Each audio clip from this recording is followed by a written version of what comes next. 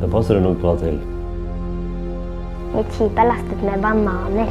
Mitt skip er lastet med biler. Mitt skip er lastet med baller og ballonger. Globalization, a worldwide network of trade, transport and energy supply. 90% of all goods are transported by sea. Trade routes at sea are the world's blood circulation. Your snazzy new trainers, your car, the coffee you enjoy, and the cup. Almost everything around you comes from other continents, and it comes by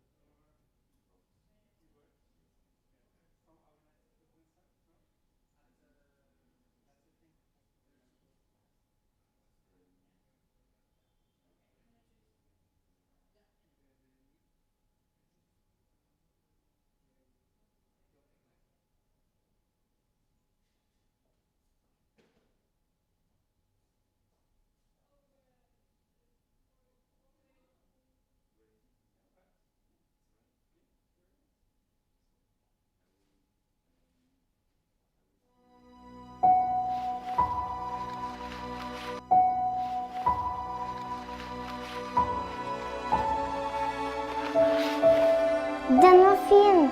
Akkurat som båten på jobben din. For å lage en sånn båt, så trenger du kanskje 1000 mennesker. Eller kanskje 2000. Oi, så mange. Ja, det er mange. Pappa, når jeg blir stor, så skal jeg bli hipper. Akkurat som deg. Det passer det nok bra til. Mitt skip er lastet med bananer. Mitt skip er lastet med biler. Mitt skip er lastet med baller og ballonger. Globalization, a worldwide network of trade, transport and energy supply. 90% of all goods are transported by sea. Trade routes at sea are the world's blood circulation. Your snazzy new trainers, your car, the coffee you enjoy, and the cup. Almost everything around you comes from other continents, and it comes by ship. One of the world's smallest countries has one of the world's largest and most modern fleets. Norway has been a world leader in the shipping sector for generations. Local entrepreneurship has made Norway an international success. 1/4 of all the vessels on the Brazilian continental shelf are Norwegian-controlled. Norway is closely linked to the global network. It brings opportunities. It brings responsibilities. We are ready for what's to come. In the years ahead, Europe's population is set to stagnate, but it will grow in Asia and Africa. More and more people will move to the cities. Economic growth is strongest in Asia, Africa, and South America. Global trade has and will raise millions of people out of poverty. This requires supplies in new places. These supplies will come by ship, and they will come with the smallest possible carbon footprint. The most environment-friendly way to transport goods is by sea.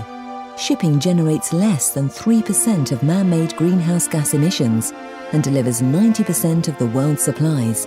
Norwegian shipping companies own some of the world's most advanced and environment-friendly fleets, and we strive to do even better. To operate in new waters, new environmental requirements will have to be met. We have the expertise and the innovative capability needed to meet those requirements. Norway will continue to be at the forefront of international shipping. Thanks to a unique combination of skilled mariners, ventures owners, strong forward-thinking professionals, and demanding customers. No one knows for certain what future global megatrends will demand. But we do know for certain that they will demand more than you imagine. Norwegian Shipping, a global success created locally.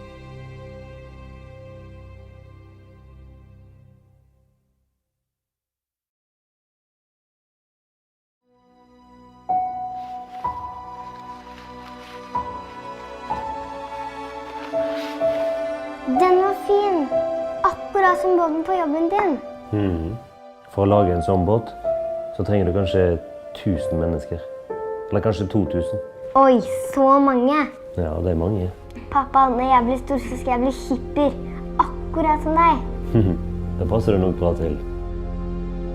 Mitt skip er lastet med bananer. Mitt skip er lastet med biler. Mitt skip er lastet med baller og ballonger.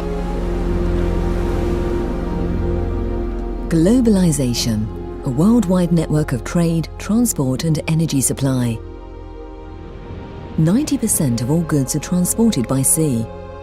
Trade routes at sea are the world's blood circulation. Your snazzy new trainers, your car, the coffee you enjoy, and the cup.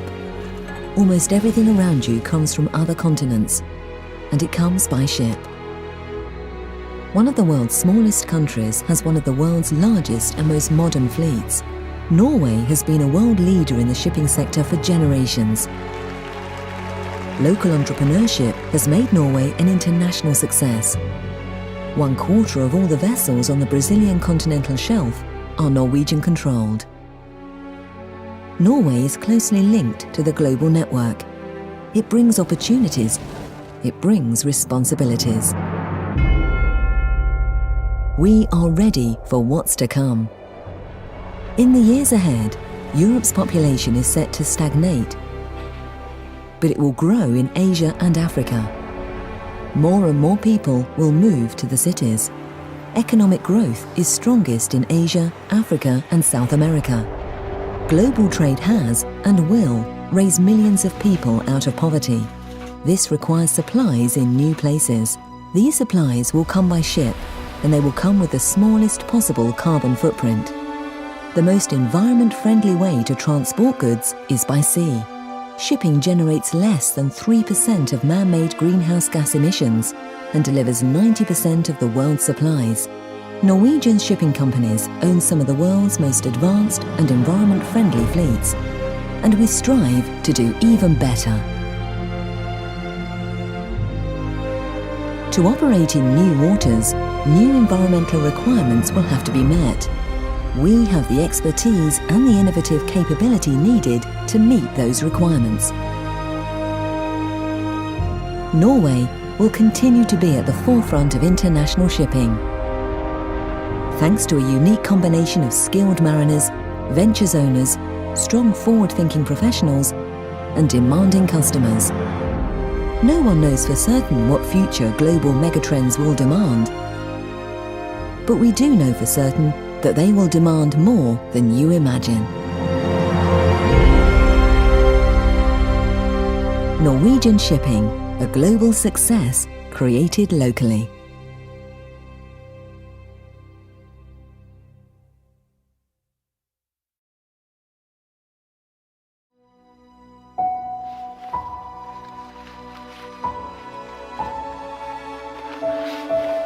Den var fin. Akkurat som båten på jobben din. For å lage en sånn båt, så trenger du kanskje 1000 mennesker. Eller kanskje 2000. Oi, så mange. Ja, det er mange. Pappa, når jeg blir stor, så skal jeg bli hipper. Akkurat som deg. Det passer du nok bra til. Mitt skip er lastet med bananer. Mitt skip er lastet med biler. Mitt skip er lastet med baller og ballonger.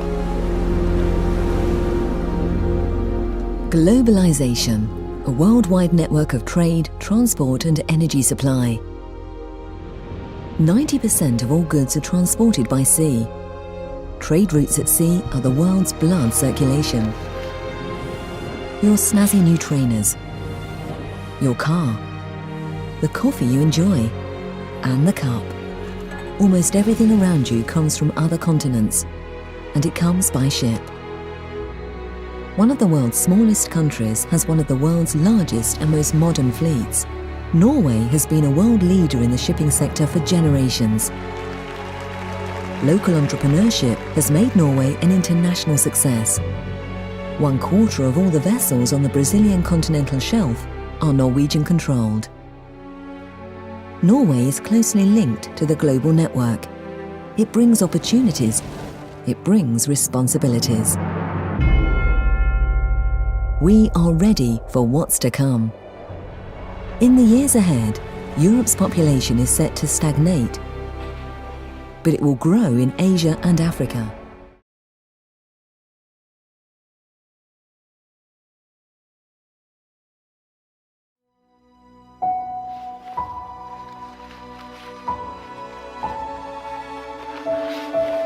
Den var fin.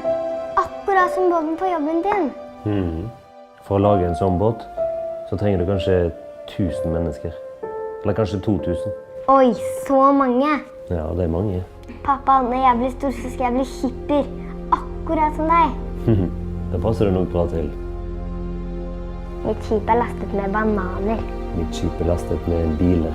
Mitt skip er lastet med baller og ballonger. Globalization, a worldwide network of trade, transport and energy supply. 90% of all goods are transported by sea. Trade routes at sea are the world's blood circulation. Your snazzy new trainers, your car, the coffee you enjoy, and the cup. Almost everything around you comes from other continents, and it comes by ship. One of the world's smallest countries has one of the world's largest and most modern fleets. Norway has been a world leader in the shipping sector for generations. Local entrepreneurship has made Norway an international success. 1/4 of all the vessels on the Brazilian continental shelf are Norwegian-controlled. Norway is closely linked to the global network. It brings opportunities. It brings responsibilities. We are ready for what's to come. In the years ahead, Europe's population is set to stagnate, but it will grow in Asia and Africa. More and more people will move to the cities. Economic growth is strongest in Asia, Africa, and South America. Global trade has and will raise millions of people out of poverty. This requires supplies in new places. These supplies will come by ship, and they will come with the smallest possible carbon footprint. The most environment-friendly way to transport goods is by sea. Shipping generates less than 3% of man-made greenhouse gas emissions and delivers 90% of the world's supplies. Norwegian shipping companies own some of the world's most advanced and environment-friendly fleets, and we strive to do even better. To operate in new waters, new environmental requirements will have to be met. We have the expertise and the innovative capability needed to meet those requirements. Norway will continue to be at the forefront of international shipping. Thanks to a unique combination of skilled mariners, ventures owners, strong forward-thinking professionals, and demanding customers. No one knows for certain what future global megatrends will demand, but we do know for certain that they will demand more than you imagine. Norwegian shipping, a global success created locally.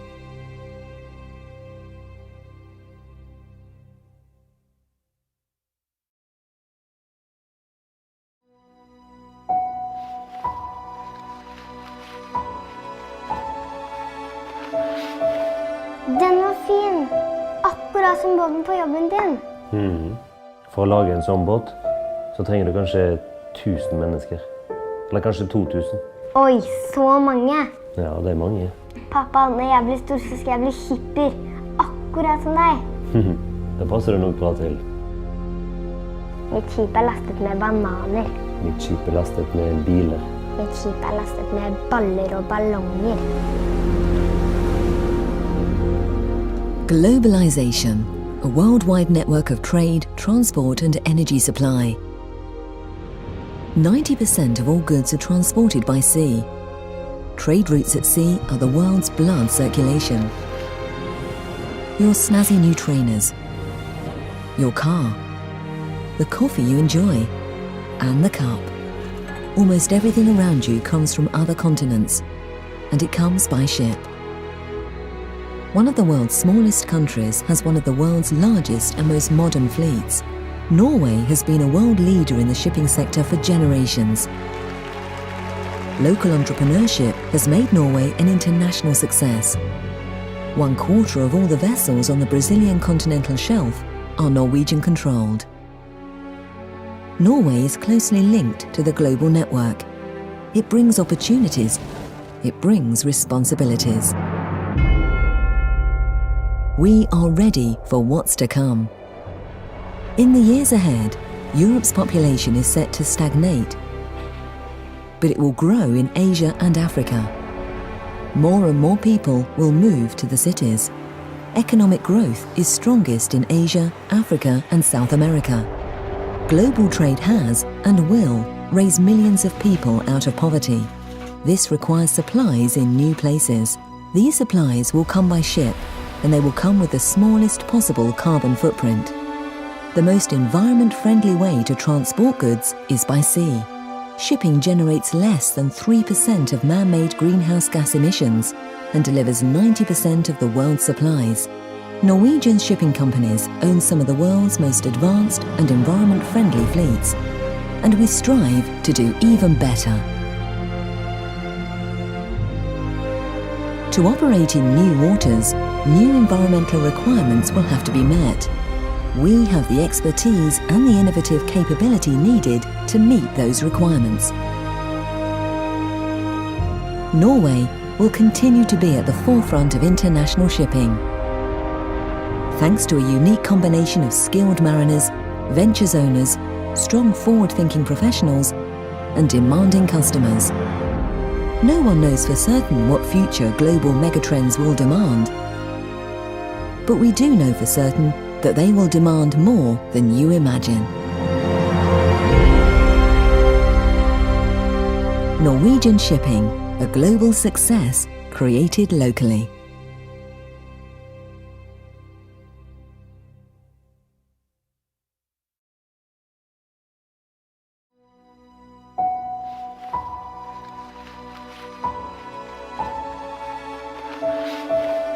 Den var fin, akkurat som båten på jobben din.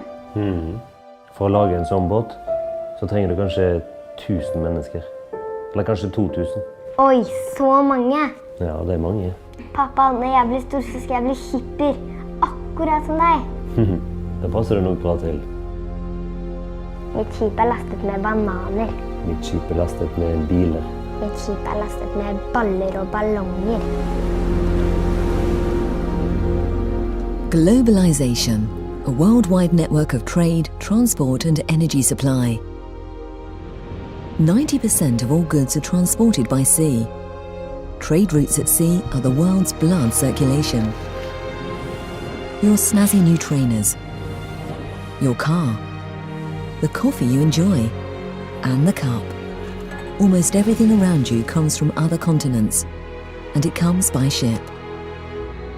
One of the world's smallest countries has one of the world's largest and most modern fleets. Norway has been a world leader in the shipping sector for generations. Local entrepreneurship has made Norway an international success. 1/4 of all the vessels on the Brazilian continental shelf are Norwegian-controlled. Norway is closely linked to the global network. It brings opportunities. It brings responsibilities. We are ready for what's to come. In the years ahead, Europe's population is set to stagnate, but it will grow in Asia and Africa. More and more people will move to the cities. Economic growth is strongest in Asia, Africa, and South America. Global trade has and will raise millions of people out of poverty. This requires supplies in new places. These supplies will come by ship, and they will come with the smallest possible carbon footprint. The most environment-friendly way to transport goods is by sea.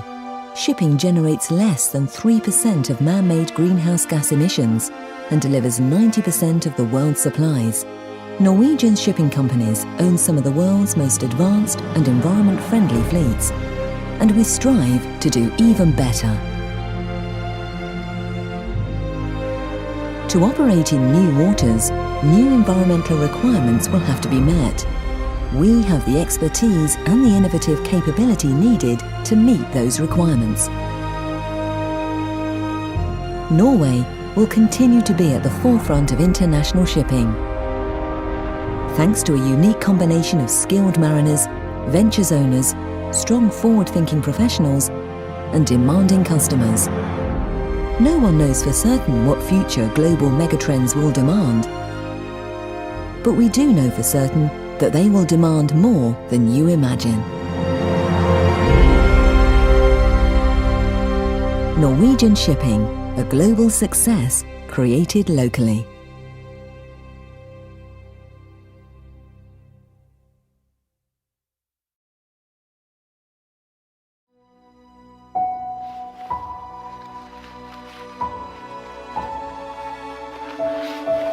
Den var fin, akkurat som båten på jobben din.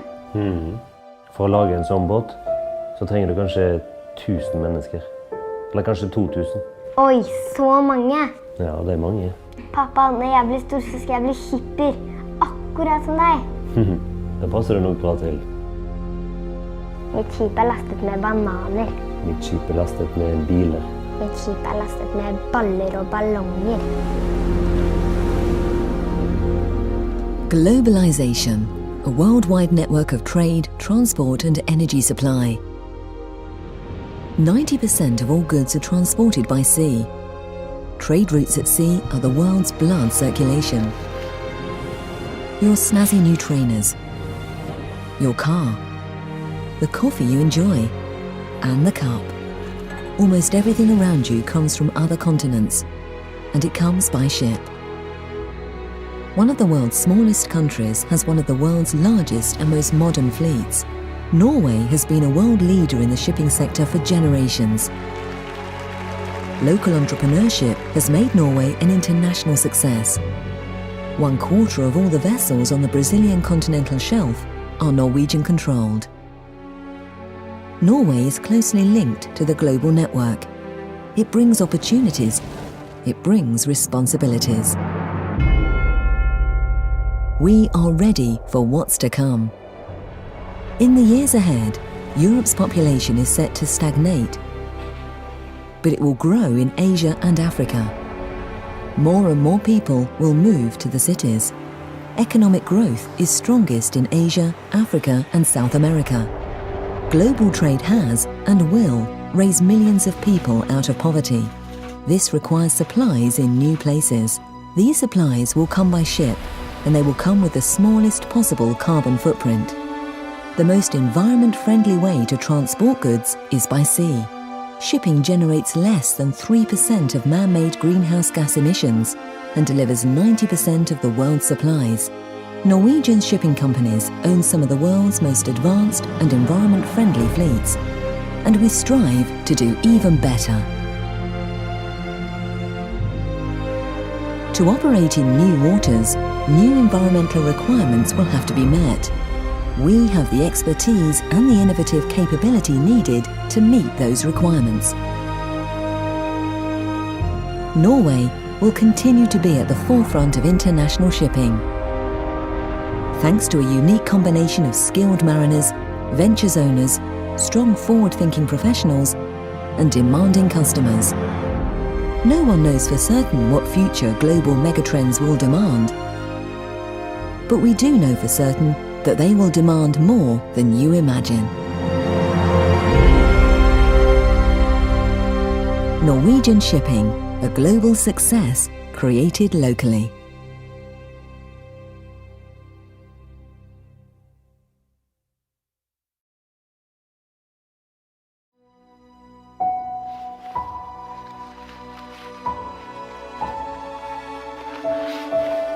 Den var fin, akkurat som båten på jobben din. For å lage en sånn båt, så trenger du kanskje 1000 mennesker. Eller kanskje 2000. Oi, så mange. Ja, det er mange. Pappa, når jeg blir stor, så skal jeg bli hipper, akkurat som deg. Det passer du nok bra til. Mitt skip er lastet med bananer. Mitt skip er lastet med biler. Mitt skip er lastet med baller og ballonger. Globalization, a worldwide network of trade, transport and energy supply. 90% of all goods are transported by sea. Trade routes at sea are the world's blood circulation. Your snazzy new trainers, your car, the coffee you enjoy, and the cup. Almost everything around you comes from other continents, and it comes by ship. One of the world's smallest countries has one of the world's largest and most modern fleets. Norway has been a world leader in the shipping sector for generations. Local entrepreneurship has made Norway an international success. 1/4 of all the vessels on the Brazilian continental shelf are Norwegian-controlled. Norway is closely linked to the global network. It brings opportunities. It brings responsibilities. We are ready for what's to come. In the years ahead, Europe's population is set to stagnate, but it will grow in Asia and Africa. More and more people will move to the cities. Economic growth is strongest in Asia, Africa and South America. Global trade has and will raise millions of people out of poverty. This requires supplies in new places. These supplies will come by ship, and they will come with the smallest possible carbon footprint. The most environment-friendly way to transport goods is by sea. Shipping generates less than 3% of man-made greenhouse gas emissions and delivers 90% of the world's supplies. Norwegian shipping companies own some of the world's most advanced and environment-friendly fleets, and we strive to do even better.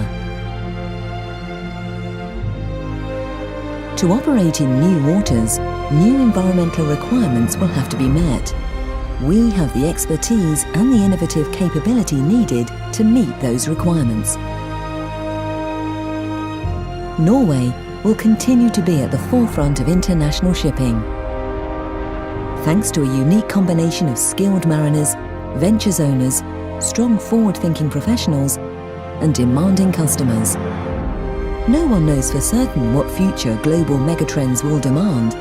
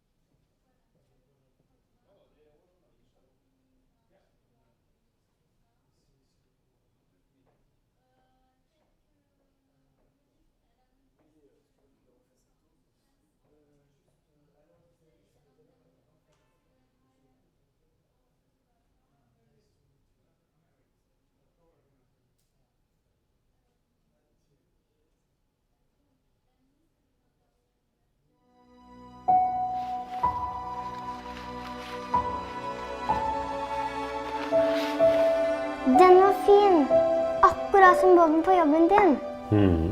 For å lage en sånn båt, så trenger du kanskje 1000 mennesker. Eller kanskje 2000. Oi, så mange. Ja, det er mange. Pappa, når jeg blir stor, så skal jeg bli hipper, akkurat som deg. Det passer du nok bra til. Mitt skip er lastet med bananer.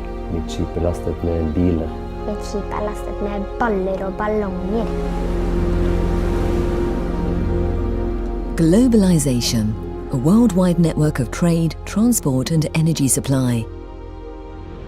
90% of all goods are transported by sea. Trade routes at sea are the world's blood circulation. Your snazzy new trainers, your car, the coffee you enjoy, and the cup. Almost everything around you comes from other continents, and it comes by ship. One of the world's smallest countries has one of the world's largest and most modern fleets. Norway has been a world leader in the shipping sector for generations.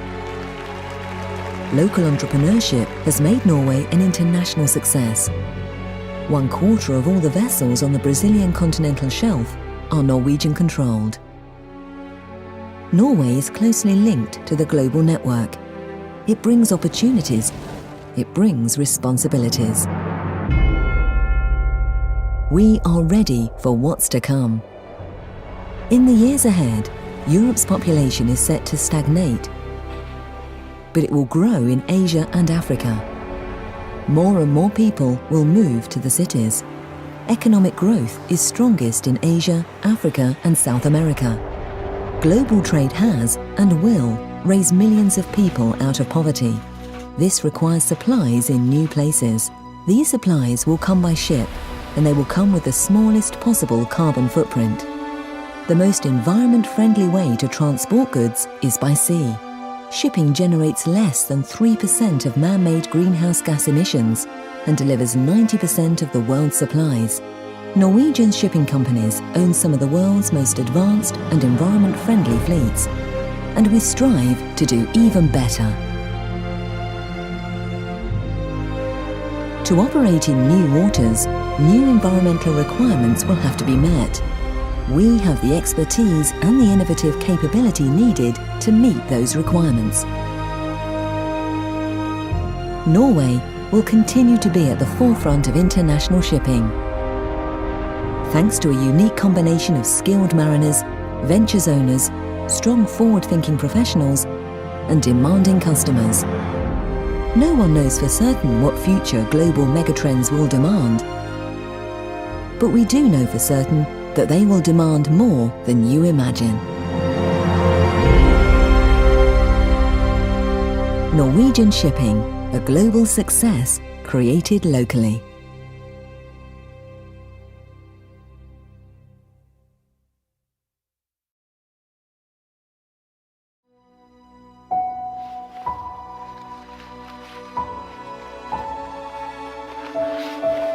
Den var fin!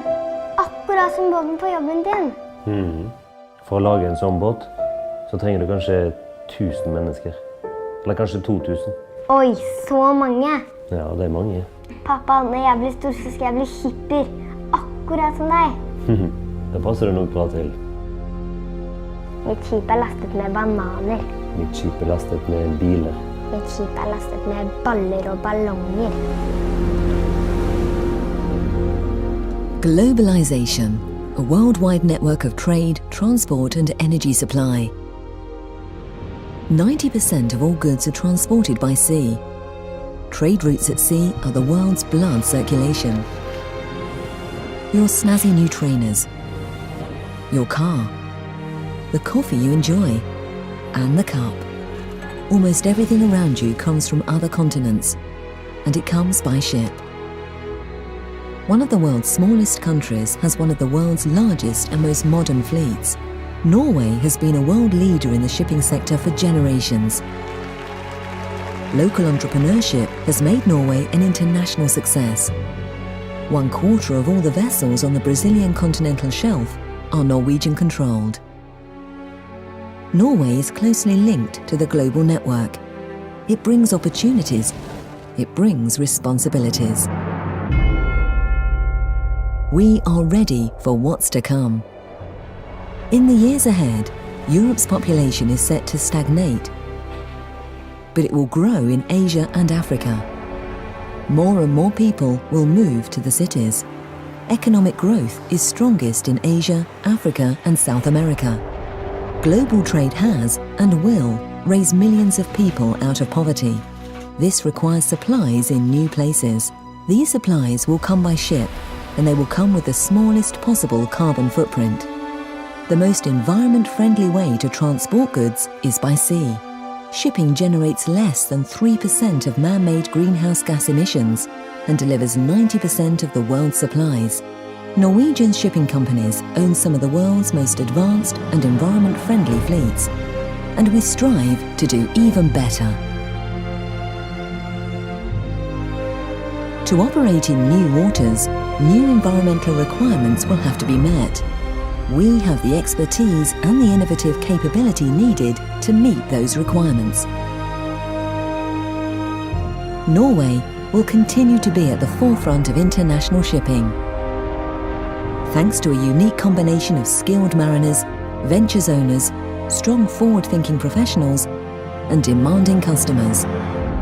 No one knows for certain what future global megatrends will demand, but we do know for certain that they will demand more than you imagine. Norwegian shipping, a global success created locally.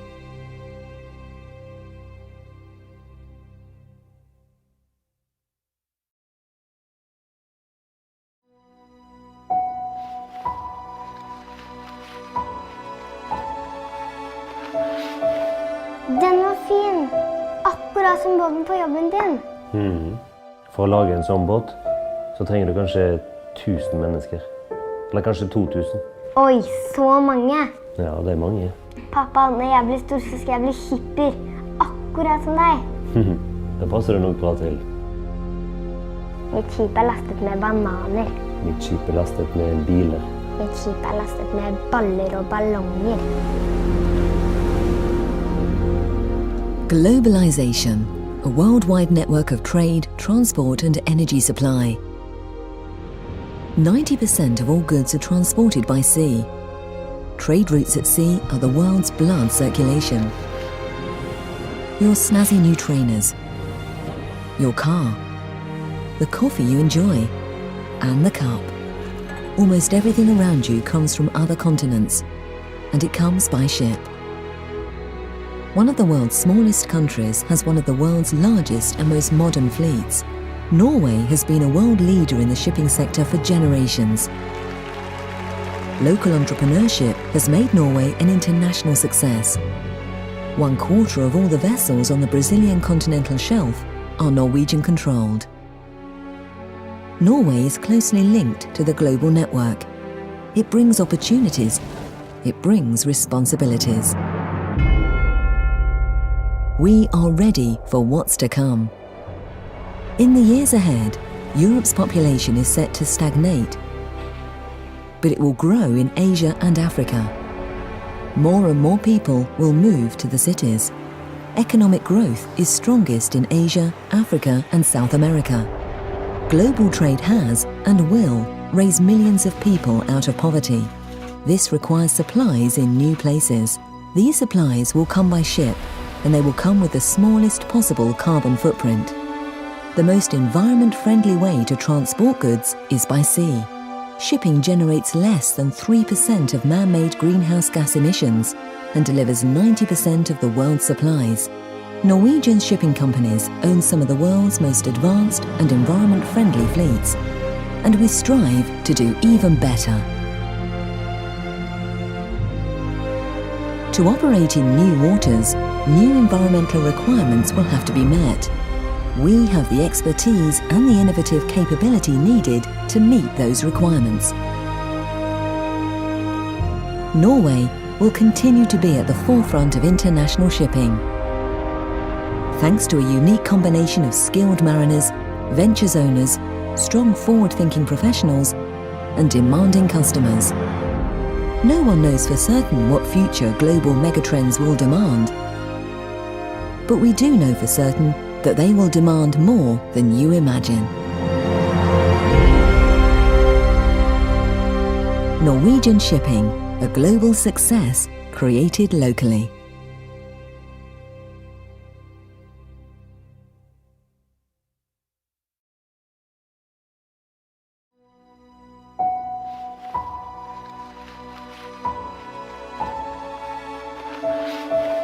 Den var fin.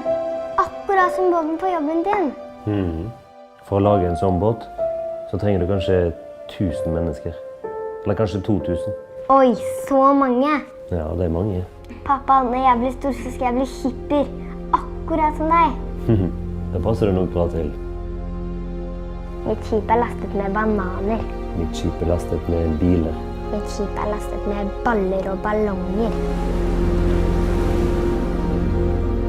Globalization, a worldwide network of trade, transport and energy supply. 90% of all goods are transported by sea. Trade routes at sea are the world's blood circulation. Your snazzy new trainers, your car, the coffee you enjoy, and the cup.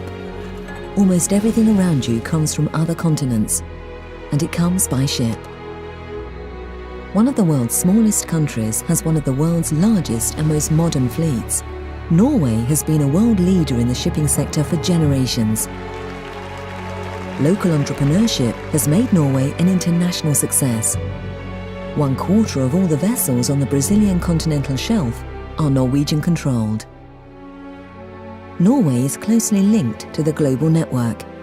It brings opportunities. It brings responsibilities. We are ready for what's to come. In the years ahead, Europe's population is set to stagnate, but it will grow in Asia and Africa. More and more people will move to the cities. Economic growth is strongest in Asia, Africa, and South America. Global trade has and will raise millions of people out of poverty. This requires supplies in new places. These supplies will come by ship, and they will come with the smallest possible carbon footprint. The most environment-friendly way to transport goods is by sea. Shipping generates less than 3% of man-made greenhouse gas emissions and delivers 90% of the world's supplies. Norwegian shipping companies own some of the world's most advanced and environment-friendly fleets, and we strive to do even better. To operate in new waters, new environmental requirements will have to be met. We have the expertise and the innovative capability needed to meet those requirements. Norway will continue to be at the forefront of international shipping. Thanks to a unique combination of skilled mariners, ventures owners, strong forward-thinking professionals, and demanding customers. No one knows for certain what future global megatrends will demand, but we do know for certain that they will demand more than you imagine. Norwegian Shipping, a global success created locally.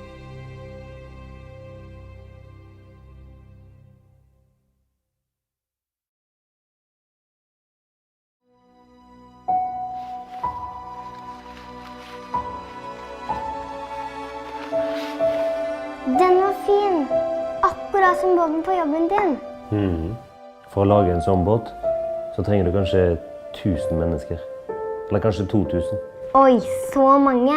Ja, det er mange. Pappa, når jeg blir stor, så skal jeg bli hipper, akkurat som deg. Det passer du nok bra til. Mitt skip er lastet med bananer. Mitt skip er lastet med biler. Mitt skip er lastet med baller og ballonger. Globalization, a worldwide network of trade, transport and energy supply. 90% of all goods are transported by sea. Trade routes at sea are the world's blood circulation. Your snazzy new trainers, your car, the coffee you enjoy, and the cup. Almost everything around you comes from other continents, and it comes by ship.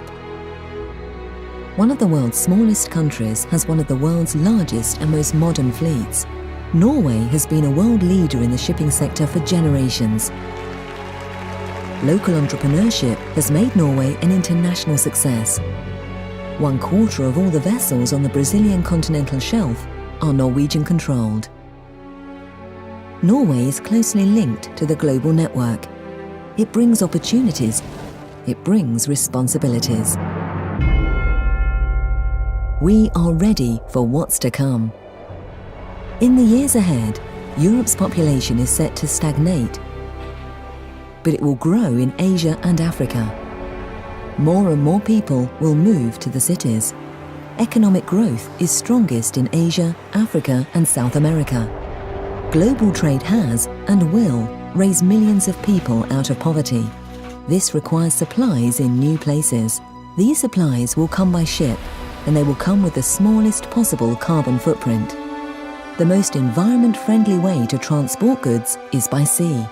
Shipping generates less than 3% of man-made greenhouse gas emissions and delivers 90% of the world's supplies. Norwegian shipping companies own some of the world's most advanced and environment-friendly fleets, and we strive to do even better. To operate in new waters, new environmental requirements will have to be met. We have the expertise and the innovative capability needed to meet those requirements. Norway will continue to be at the forefront of international shipping. Thanks to a unique combination of skilled mariners, ventures owners, strong forward-thinking professionals, and demanding customers. No one knows for certain what future global megatrends will demand, But we do know for certain that they will demand more than you imagine. Norwegian Shipping, a global success created locally.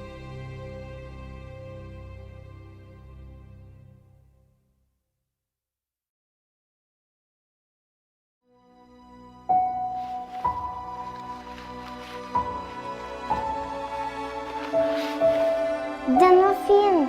Akkurat som båten på jobben din.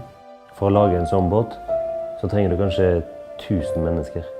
Eller kanskje 2000. Oi, så mange. Ja, det er mange. Pappa, når jeg blir stor, så skal jeg bli hipper. Akkurat som deg.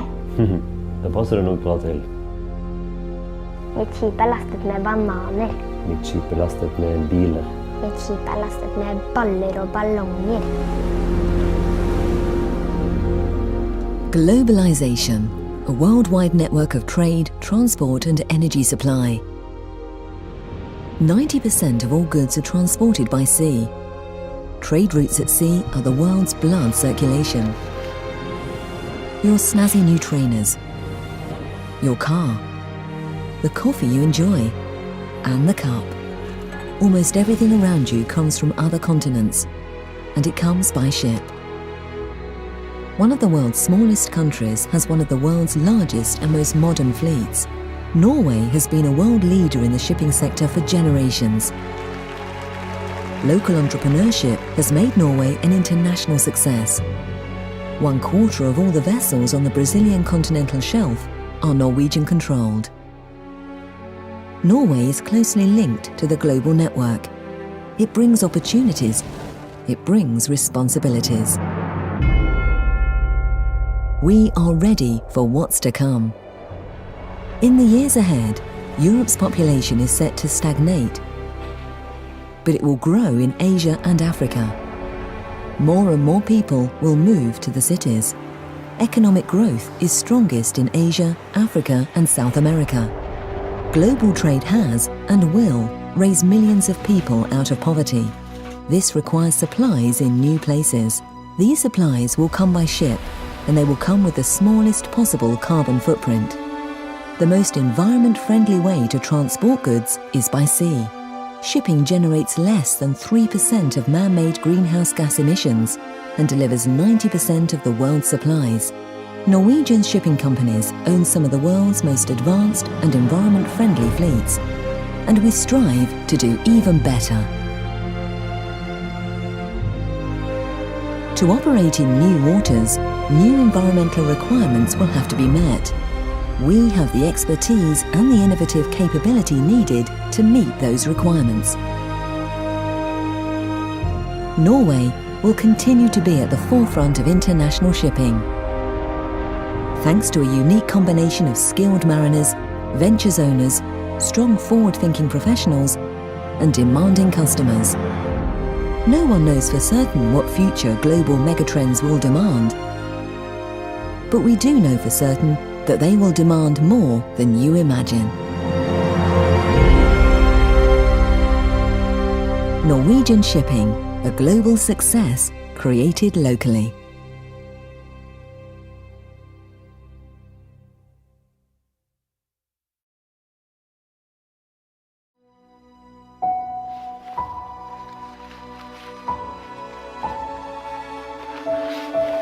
Den var fin.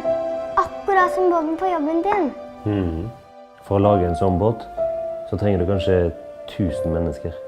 Eller kanskje 2000. Oi, så mange. Ja, det er mange. Pappa, når jeg blir stor, så skal jeg bli hipper. Akkurat som deg. Det passer du nok bra til. Mitt skip er lastet med bananer. Mitt skip er lastet med biler. Mitt skip er lastet med baller og ballonger. Globalization, a worldwide network of trade, transport and energy supply. 90% of all goods are transported by sea. Trade routes at sea are the world's blood circulation. Your snazzy new trainers, your car, the coffee you enjoy, and the cup. Almost everything around you comes from other continents, and it comes by ship. One of the world's smallest countries has one of the world's largest and most modern fleets. Norway has been a world leader in the shipping sector for generations. Local entrepreneurship has made Norway an international success. 1/4 of all the vessels on the Brazilian continental shelf are Norwegian-controlled. Norway is closely linked to the global network. It brings opportunities. It brings responsibilities. We are ready for what's to come. In the years ahead, Europe's population is set to stagnate, but it will grow in Asia and Africa. More and more people will move to the cities. Economic growth is strongest in Asia, Africa, and South America. Global trade has and will raise millions of people out of poverty. This requires supplies in new places. These supplies will come by ship, and they will come with the smallest possible carbon footprint. The most environment-friendly way to transport goods is by sea. Shipping generates less than 3% of man-made greenhouse gas emissions and delivers 90% of the world's supplies. Norwegian shipping companies own some of the world's most advanced and environment-friendly fleets, and we strive to do even better. To operate in new waters, new environmental requirements will have to be met. We have the expertise and the innovative capability needed to meet those requirements. Norway will continue to be at the forefront of international shipping. Thanks to a unique combination of skilled mariners, ventures owners, strong forward-thinking professionals, and demanding customers. No one knows for certain what future global megatrends will demand, but we do know for certain that they will demand more than you imagine. Norwegian Shipping, a global success created locally.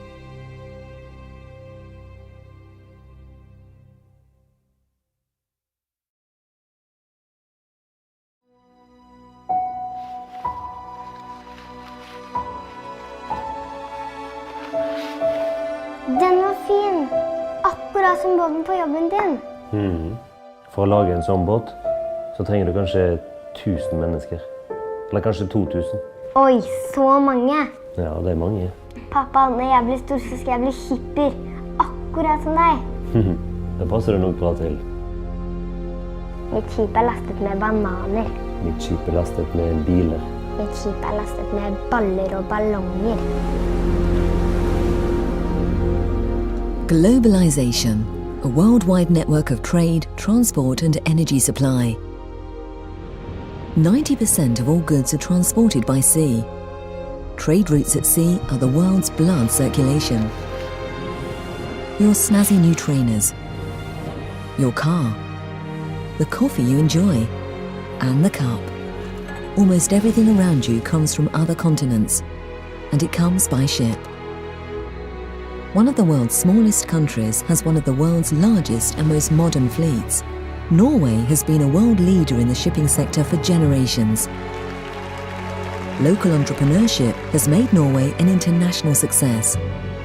1/4 of all the vessels on the Brazilian continental shelf are Norwegian-controlled.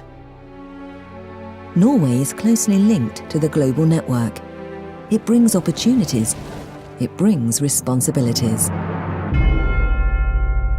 We are ready for what's to come. In the years ahead, Europe's population is set to stagnate, but it will grow in Asia and Africa. More and more people will move to the cities. Economic growth is strongest in Asia, Africa, and South America. Global trade has and will raise millions of people out of poverty. This requires supplies in new places. These supplies will come by ship, and they will come with the smallest possible carbon footprint. The most environment-friendly way to transport goods is by sea. Shipping generates less than 3% of man-made greenhouse gas emissions and delivers 90% of the world's supplies. Norwegian shipping companies own some of the world's most advanced and environment-friendly fleets, and we strive to do even better.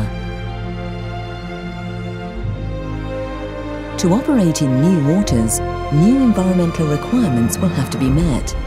We have the expertise and the innovative capability needed to meet those requirements. Norway will continue to be at the forefront of international shipping. Thanks to a unique combination of skilled mariners, ventures owners, strong forward-thinking professionals, and demanding customers. No one knows for certain what future global megatrends will demand. But we do know for certain that they will demand more than you imagine. Norwegian shipping, a global success created locally.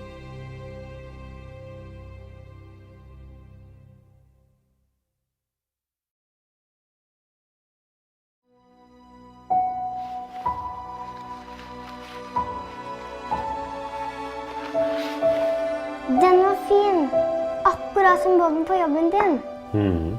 For å lage en sånn båt, så trenger du kanskje 1000 mennesker. Eller kanskje 2000. Oi, så mange. Ja, det er mange.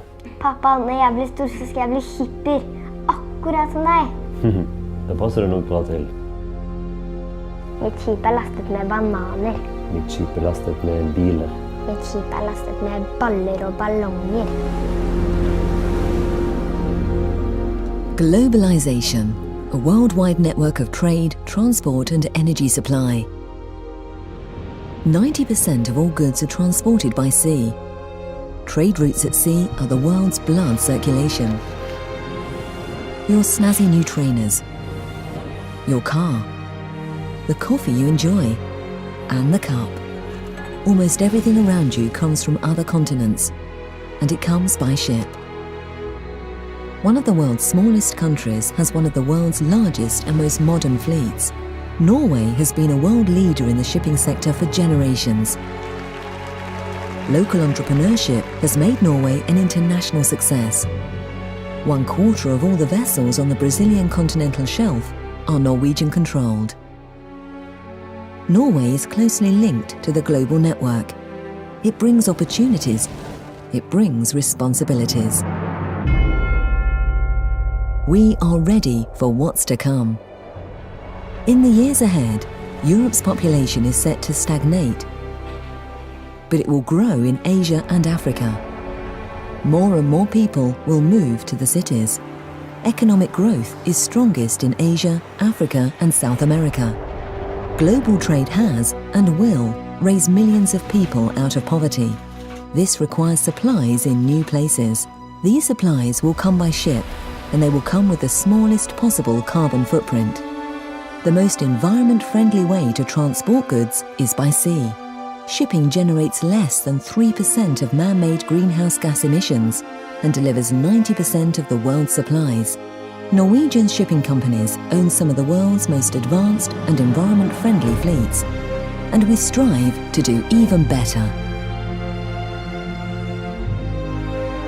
To operate in new waters, new environmental requirements will have to be met. We have the expertise and the innovative capability needed to meet those requirements.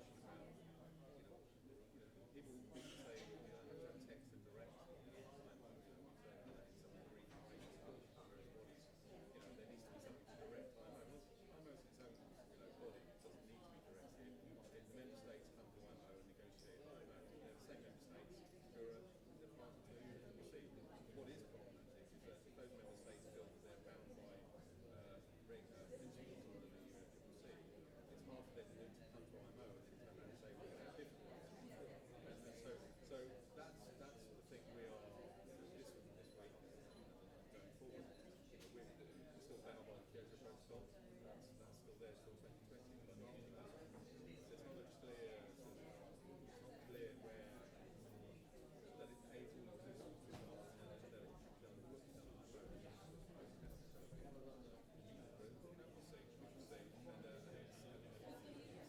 We'll see.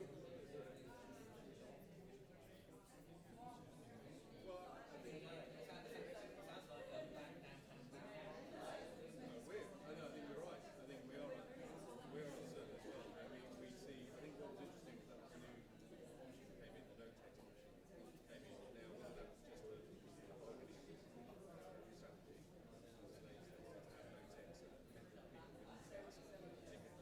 They say, look, we want that text, we want something from you. So it could be a vibe. It's just a. But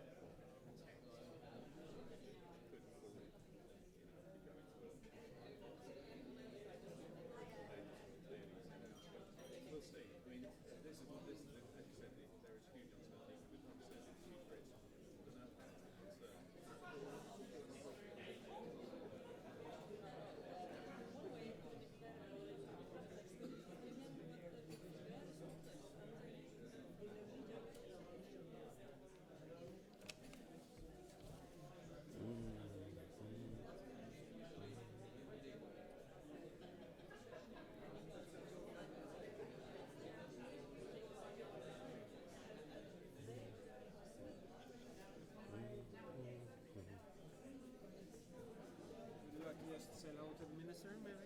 Yes. You probably met her. No, I haven't. Okay. Edmund Hughes, have you met him before?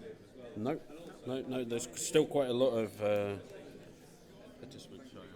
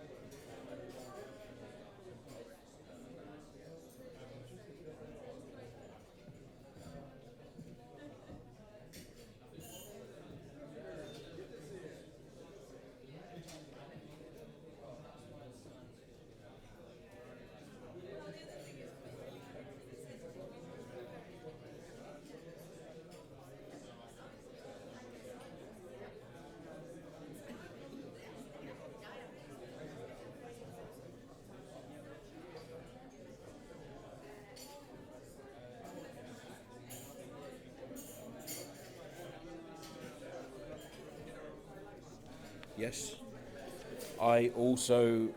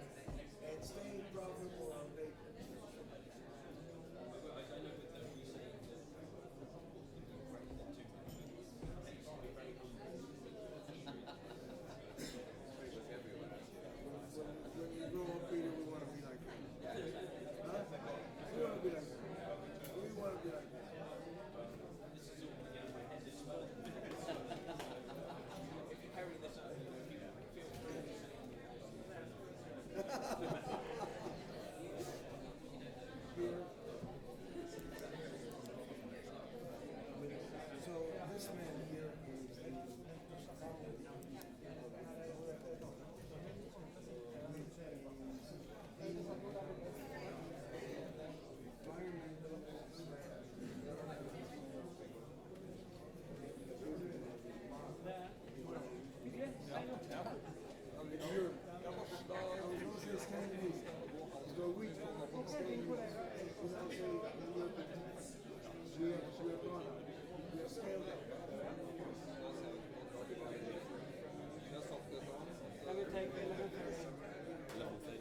But I thought I could just say, yeah. No.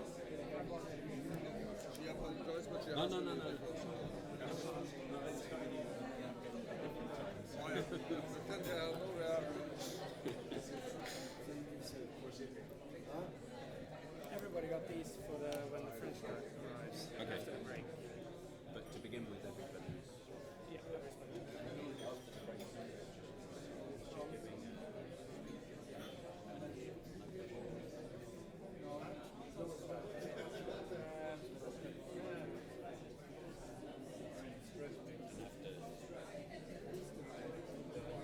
Mais là, comme ça, ça sera raisonnable. Moi, je suis à droite.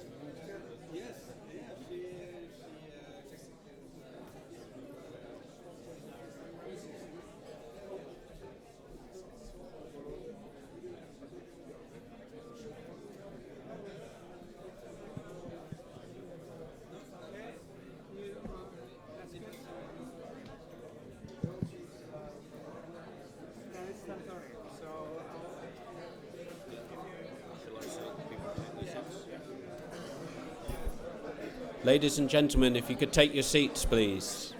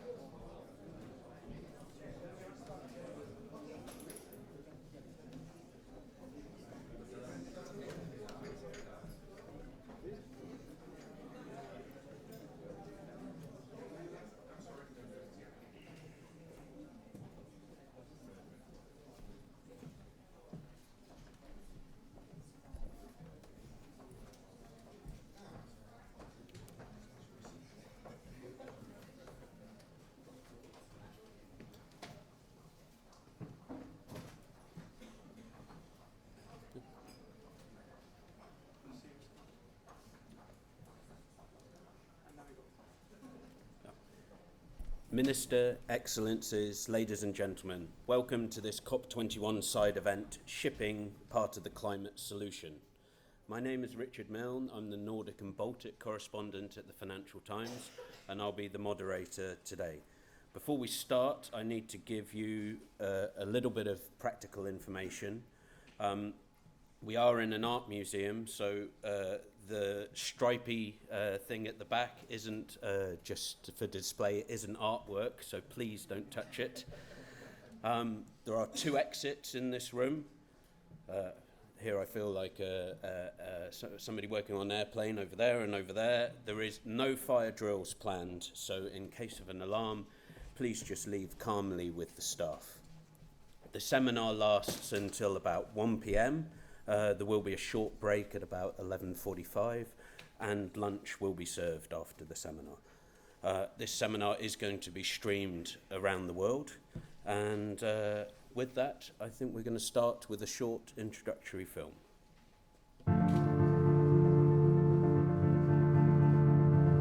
Severe, pervasive, and irreversible. Words used about the likely impact of global warming. There's no question that we live in a world that's already altered by climate change.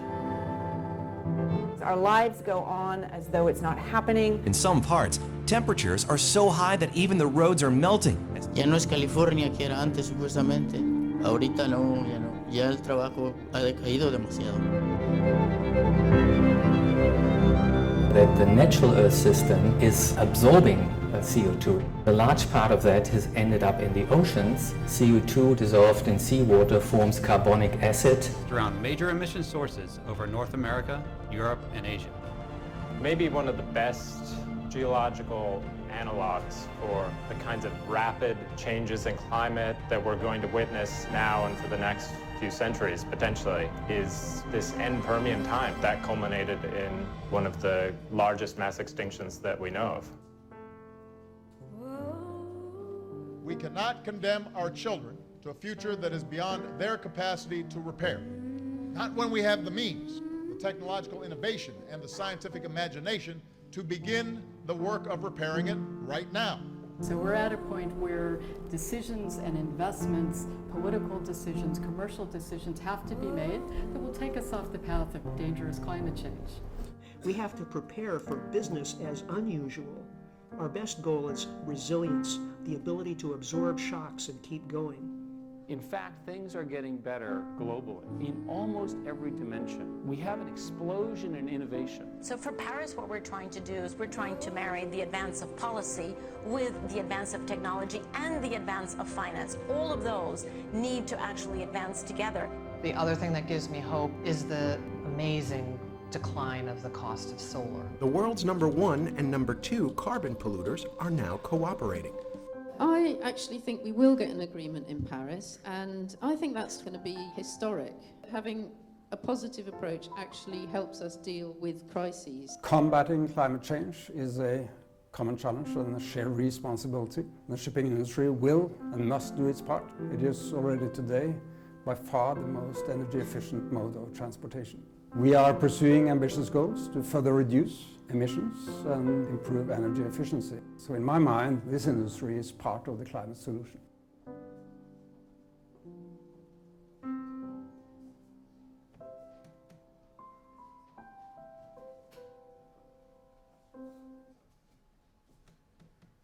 I've just been given one more bit of practical information, just to say the headsets on your seats, they're just to translate into English, not into French. So it'll be used when the Minister speaks to us later on. And with that, I'd like to welcome our first speaker up here, Gilles Darmer. He's the President of Armateurs de France.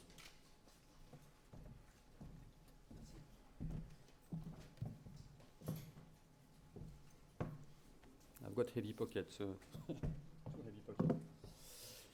So good morning, Madame la Ministre, Chiara Minister, ladies and gentlemen.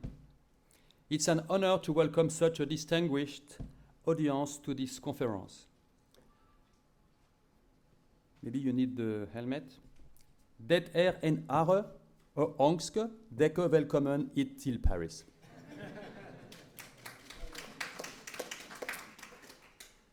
As chairman of Armateurs de France, I'm very proud that France, my country, our country, your country for a few days, is hosting the COP21 and many side events for almost 2 weeks.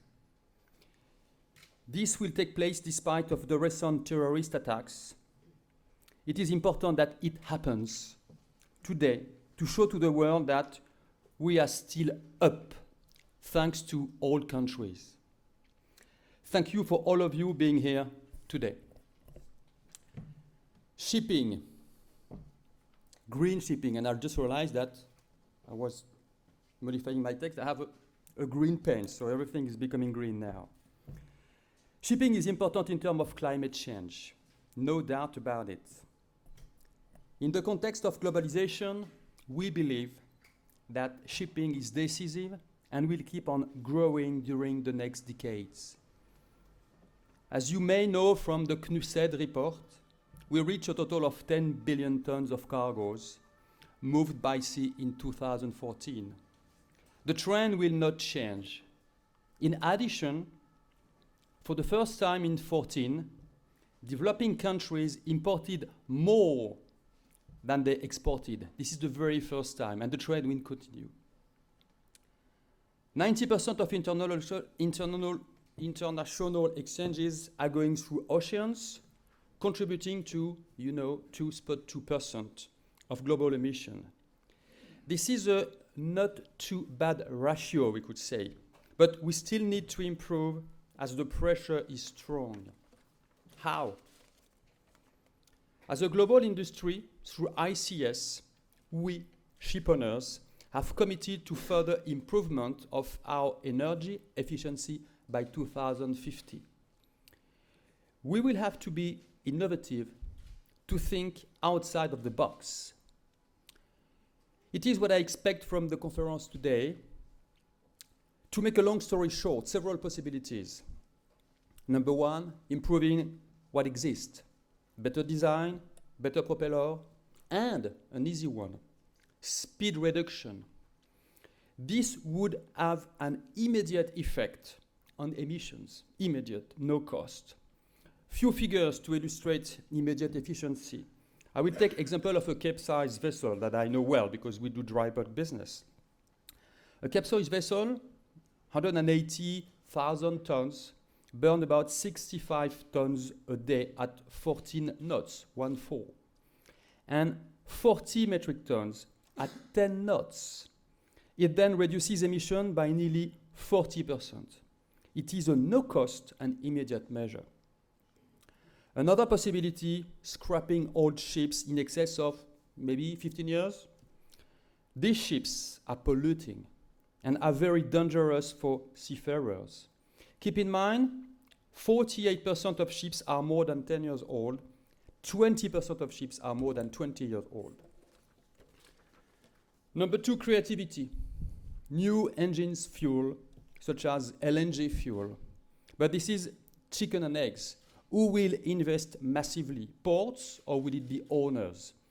LNG today exists on ships, but as far as I'm aware, it's very small lines and very small distance to run. Innovations such as kite sail. Some people are laughing, but it's a way to explore. For instance, a big ro-ro ship, about 2,000 linear meters, and a ship, by the way, that we have in joint venture with a Norwegian company.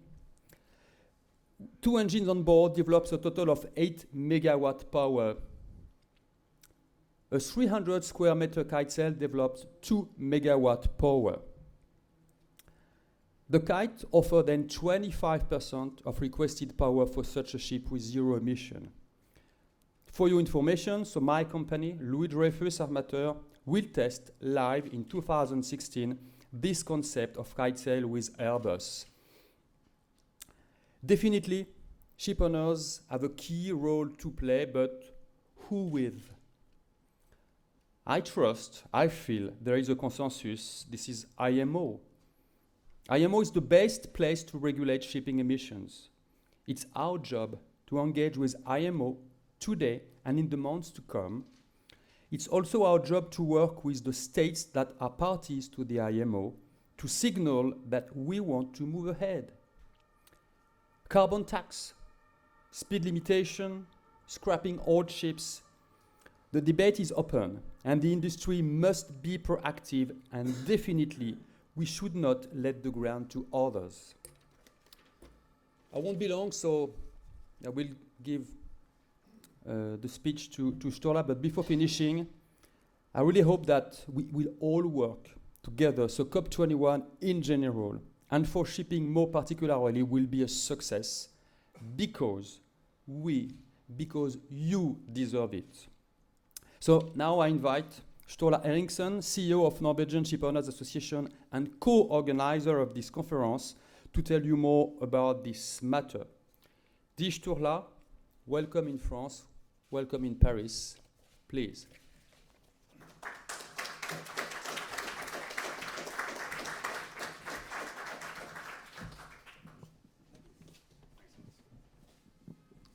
Thank you very much, Gilda.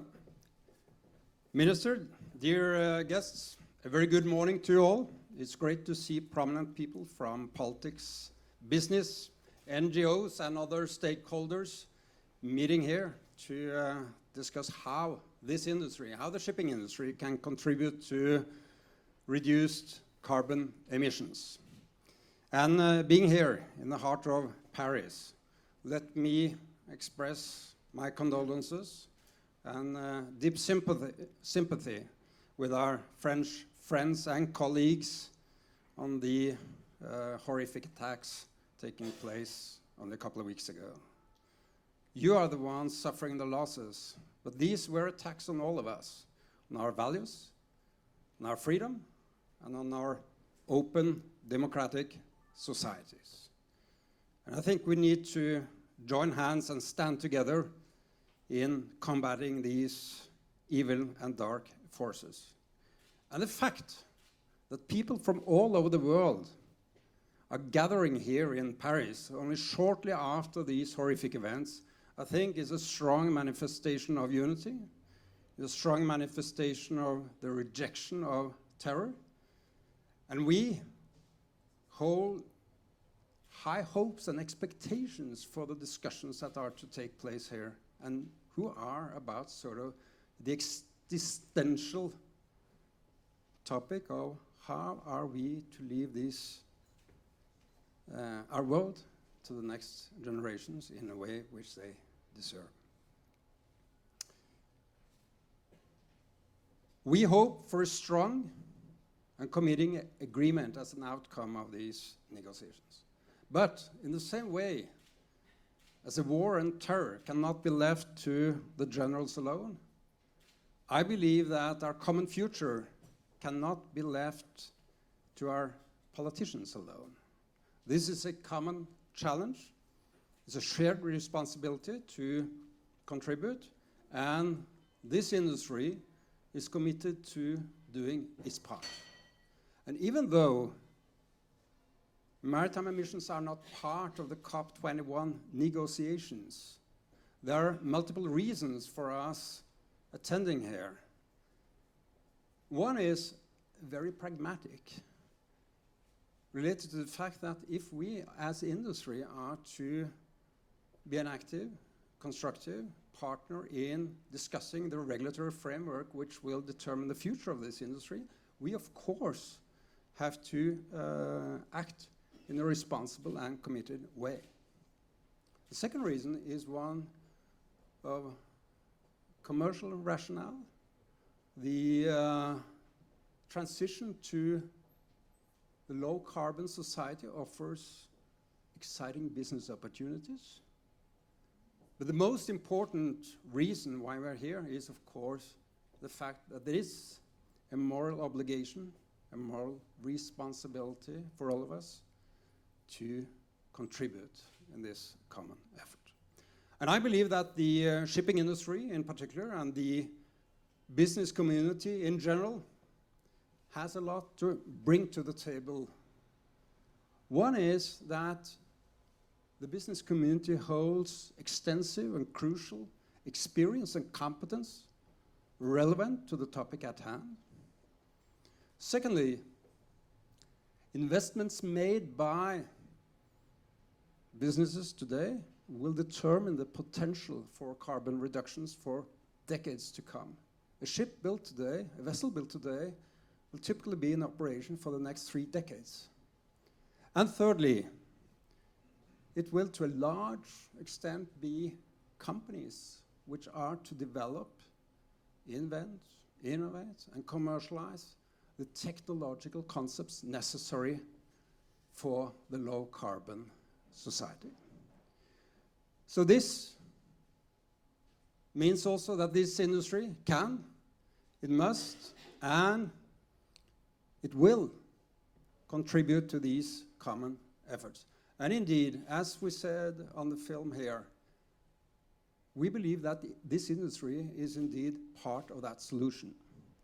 Even today, shipping is the most energy efficient mode of transportation. Carrying 90% of world trade, it accounts for 2.2% of the man-made CO2 emission. And that's only a fraction per ton mile compared to trucks and planes. And this is not a statement of complacency. Rather, it's a fact serving as an inspiration to continue and intensify the industry's efforts to reduce emissions by improving technological, operational, and the logistical concepts. And I do think that we have a track record to prove that it's possible to achieve major improvements. A container carried from Asia to Europe today generates 1/10 of the emissions compared to 30 years ago. An offshore vessel delivered today emits approximately half of the CO2 compared to a vessel built only a handful of years ago with a comparable operational capacity. And we are continuing in this industry to improve these further by improving hull designs, engines, propulsion systems, by developing cleaner fuels, and by optimizing sailing patterns and fleet capacity. Also, we are working jointly through associations like Armateurs de France, the ICS, and NSA as a constructive partner in developing the regulatory framework for this industry. And I would like to stress here, this is a truly global industry, which means that to be effective, regulations have to be global. And this is why we are so insistent that IMO is the international body for regulating maritime affairs. Let me also remind you of the huge untapped potential in obtaining a modal shift of transportation from land to sea. To give you an example, a container carried by a truck from Paris to Geneva generates the same emissions of CO2 as a container carried by ship from Rotterdam to Shanghai. So if you consider that one ship, one vessel in regional operation can substitute between 200 and 400 trucks, that gives you an indication of the potential for reduction of emissions. But it also, of course, would save and reduce the number of traffic accidents, congestions on the road, and huge costs related to road maintenance. A growing world will need more maritime services. And the reason for that is that this industry provides a worldwide web of logistics, which is a precondition for globalization and economic growth as we know it. It allows different parts and regions of the world to produce what they're best at and to exchange these goods on the world markets. And this is a precondition for what we've seen over the past decades, that hundreds of millions of people have been lifted out of poverty and into the global middle class. Also, this industry is a key component of the offshore oil and gas industry, which provides 1/3 of the oil and gas needed to fuel world economic growth. And this brings this industry to the heart of what is the dilemma and the challenge, how to combine economic growth necessary for the world to grow, prosper, and to bring further millions of people out of poverty, while at the same time reducing the emissions of carbon. And this is, I think, the topic at hand. We consider this industry to be a part of the solution. We are committed to contributing, and I look very much forward to the important discussions that we will have here today. Thank you so much for your attention.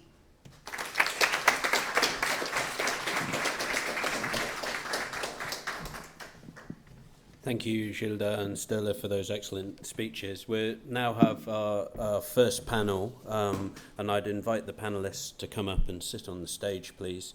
This first panel is entitled Global Regulations and Shipping, and I'd like to take the advantage of teasing out some of the things that both of you talked about there. So, panelists, please come up.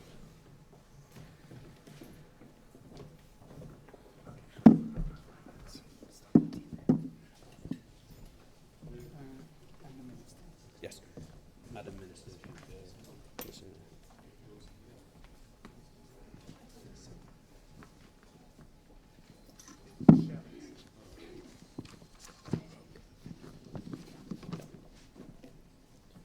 I'll start with some introductions.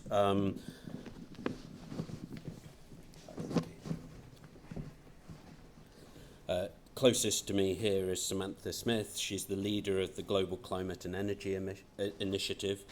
Next to her is... Sorry, World Wide Fund. WWF. Sorry. Okay. Apologies. Next to her is Tina Sundtoft. She's the Norwegian Minister of Climate and Environment. Then we have Edmund Hughes as the Head of Air Pollution and Energy Efficiency at the International Maritime Organization. Then we have Peter Hinchcliffe, the Secretary General of the International Chamber of Shipping. And finally, Nicholas Svenningsson, the Manager of the Sustainable Development Mechanisms Programme at the UNFCCC. So we're going to start. Each panelist can give a brief introduction, 1 or 2 minutes, and Mrs. Minister, if you could start first, please. Ladies and gentlemen, my country has a long coastline, and domestic shipping is important for us. And the emissions from the sector contributes to the climate change problem. At the same time, our policies to create green innovation in the sector contributes to the solution and creates substantial emissions reductions. Therefore, green shipping is identified as one of 5 areas of priority in the government's white paper on climate change. We have already taken action to require that new domestic ferries use zero or low emission technology when possible. The first electric car and passenger ferry in the world was put in operation in Norway this year. More will come. We are taking actions for a green renewal of the rather old fleet of cargo vessels in domestic operation. We have several mechanisms to support investments in green technologies to cut emissions in shipping. Shipping is certainly also at a turning point. Developing green domestic shipping is important. Being a spearhead for international shipping, new and innovative green technologies and solutions will be introduced to the market. It was a major achievement at the International Maritime Organization, the UN Global Regulator for Shipping, to establish the first generation of global climate change requirements for international shipping in 2011. And the ongoing negotiations at the IMO need to conclude in 2016 on the system for greenhouse data collection of greenhouse gas emissions. We need seriously to speed up the development of the second generation of global measures for emissions reduction for shipping. And it is really encouraging that the international shipping industry is present here in Paris in these days. I really hope it is a signal for stronger industry support for firm actions on climate change at the IMO. And I really agree with Sturla Henriksen. Shipping needs to turn green, and shipping is a part of the solution. Thank you for your attention.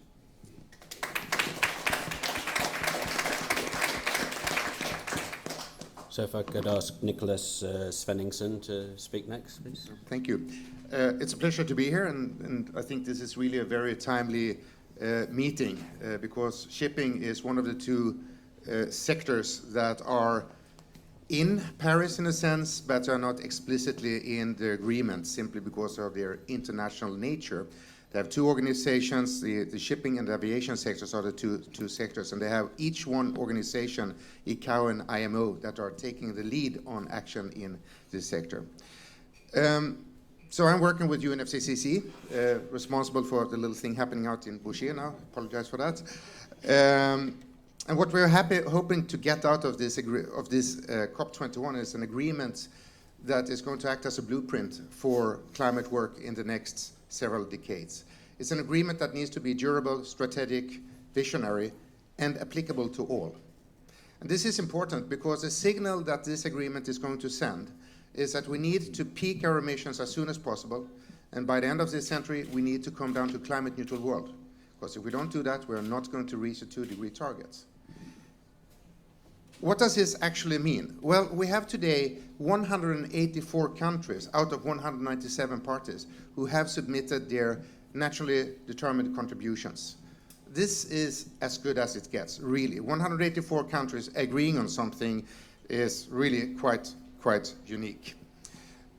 What they're agreeing is that they are all trying to peak as soon as possible, 2020, 2030, 2050. Some of them are going down 30%, 40%, 80%. There are even some countries we heard yesterday at the States of Heads meeting that are going down 100% to zero emissions within the next couple of years. International shipping at the same time has an emission today about 800 million tons of greenhouse gases. It's about 2%. It may sound small, but keep in mind that the Germans, sorry, I'm living in Germany, or our secretariat is in Germany, so the Germany's total climate footprint is also about 2%. And nobody would argue that, okay, let's forget about Germany, they're so small. And the same thing for shipping. Nobody's going to forget about shipping. It is also quite clear that many are comparing shipping with aviation. And aviation is today at the brink of adopting a decision in 2016 to implement a decision that was already taken, which is to achieve carbon neutral growth from 2020 to reduce its emission by 50% by 2050. And in order to do so, because they have technological challenges, as we have in many other sectors, they're going to implement a market-based measure. So what you can't reduce in the sector, you invest in reductions elsewhere. So you offset for yourself, you reduce for the planet. Let me finally say that there's no doubt that IMO has a lead on this, but there's also no doubt that we need to see more leadership. It is not acceptable, it's not realistic to have a sector that in this business as usual projections is increasing its emissions in absolute numbers over the next couple of decades, while all the rest of the world is fighting to reduce it. Thank you. Thank you very much.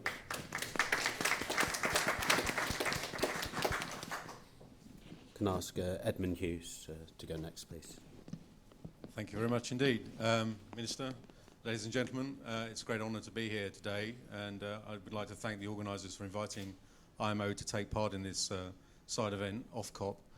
It's very nice to have a side event dedicated to shipping, which many always feel is a bit of a Cinderella industry. That is, it does a very important job for this world and is not always given the recognition for it.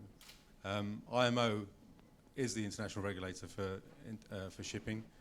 We have that task. It's recognised as such. It's recognised in the Kyoto Protocol, specifically Article 2.2, identifies the IMO. Why is that? It does that because of allocation of emissions to individual states is now impossible from shipping. So the task was given to IMO to look at and develop measures to reduce emissions from ships. We have done so. We have produced a mandatory framework of energy efficiency regulations which are applicable to ships. Those mandatory regulations have been in force now nearly 3 years, and we have nearly 900 ships certified to those requirements. Those are 900 ships trading now. This is a very important development, and one that, again, doesn't always get recognised. The IMO will carry on working. We have a programme of work to look at further measures, and we will look to develop those measures as soon as practicable. One of the clear signals will be from COP and the agreement and what text is drafted in that agreement. But it's important to note, ladies and gentlemen, that and this is a big issue for policymakers, that shipping is not a pleasure industry. It's there as a servant of world trade.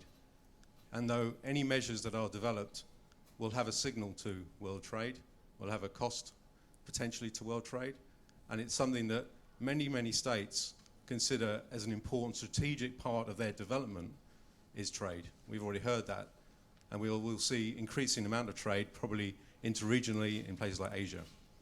So it's a challenge for policymakers to decide, reduce emissions, cap emissions, decide on how you're going to make ships more energy efficient. But at the same time, there is a signal to trade and investment in shipping. And finally, I would say that the IMO, we would argue that we are the right body to look at these matters. Primarily, our convention, and we often hear about the UNFCCC convention, but not the IMO convention. The IMO convention is very clear. In Article 1 of the IMO convention, it talks about the removal of discriminatory action. That is what IMO does. We develop international regulations that apply to all ships, not states, ships. And that is a very important principle that we need to uphold. Thank you.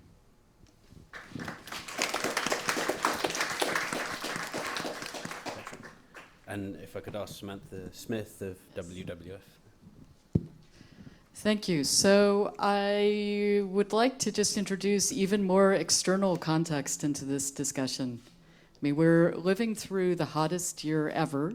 Last year was also the hottest year ever. We can expect that next year will also be extremely hot.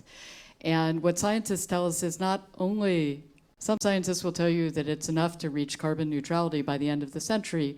Most, however, will tell you that global emissions should be peaking right about now, and that we will need to be somewhere between 80% emissions reductions down to zero emissions around 2050. That's not very far from now.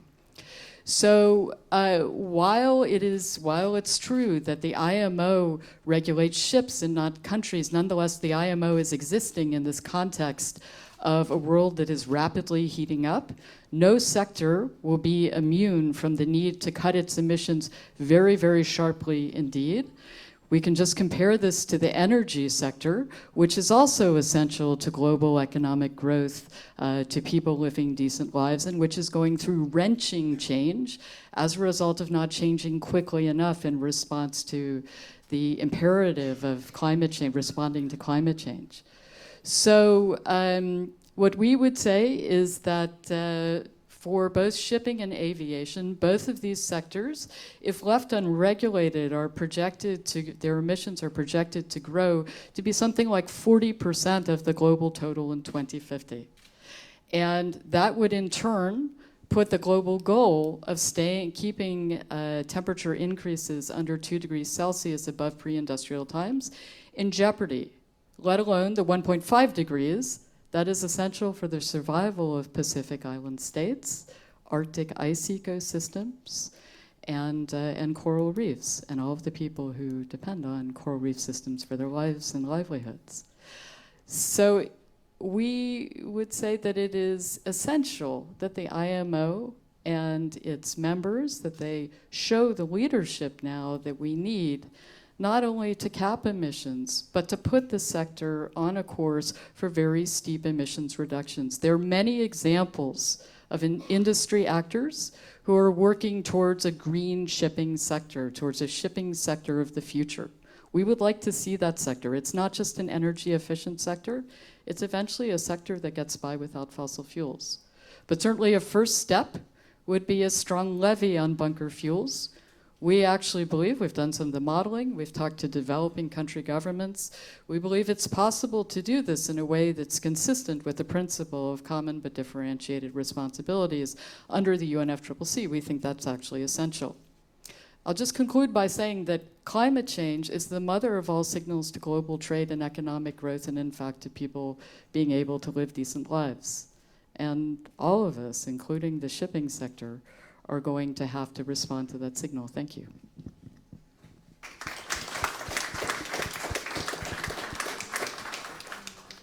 And Peter Hinchcliffe, please. Thank you, Richard. Well, picking up where the previous speaker started, I'd like to wish the Minister and everybody here a very warm good morning. The very first line of the position which the International Chamber of Shipping has taken for the COP21 meeting is that we hope for and wish for a global agreement. And as previous speakers have said, we believe that shipping is part of that solution. But our wish out of this meeting in Paris is to have that global agreement. But when you turn to shipping, we have an industry which is very sadly maligned. And without being in the least bit patronizing, I think if you talk to the average man or woman in the street, if they even think about shipping at all, they will speak about an image which is old-fashioned, polluting, irrelevant, and in fact nothing could be further from the truth. If you go on board a modern ship today, you will find a bridge and an engine room that feature the very latest state-of-the-art technology. This is an industry which is subject to regulation that governs virtually every impact of the ship on the environment. And a previous speaker has spoken about leadership. The IMO has certainly shown that leadership by proving not only can it develop and adopt global regulation, but it can be applied globally as well. And I think the proof of that is very evident. Turning to CO2, shipping is the first industry to have a regulation of its emissions that in fact becomes more strict over time and applies to all new ships all over the globe.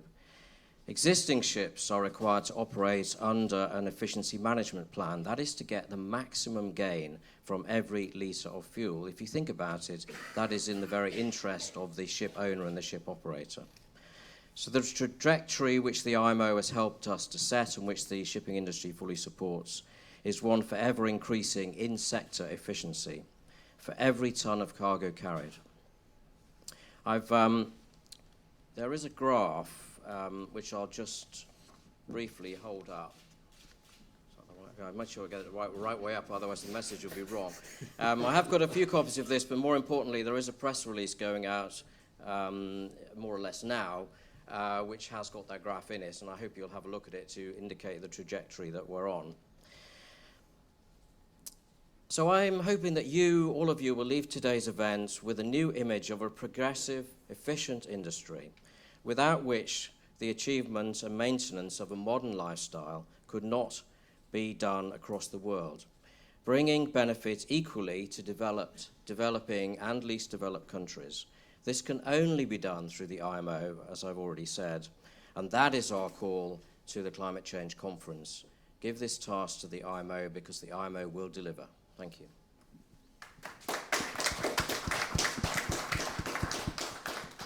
Well, thank you very much for everybody, also for keeping it brief, allowing for some questions. I will throw it open later for questions from the floor.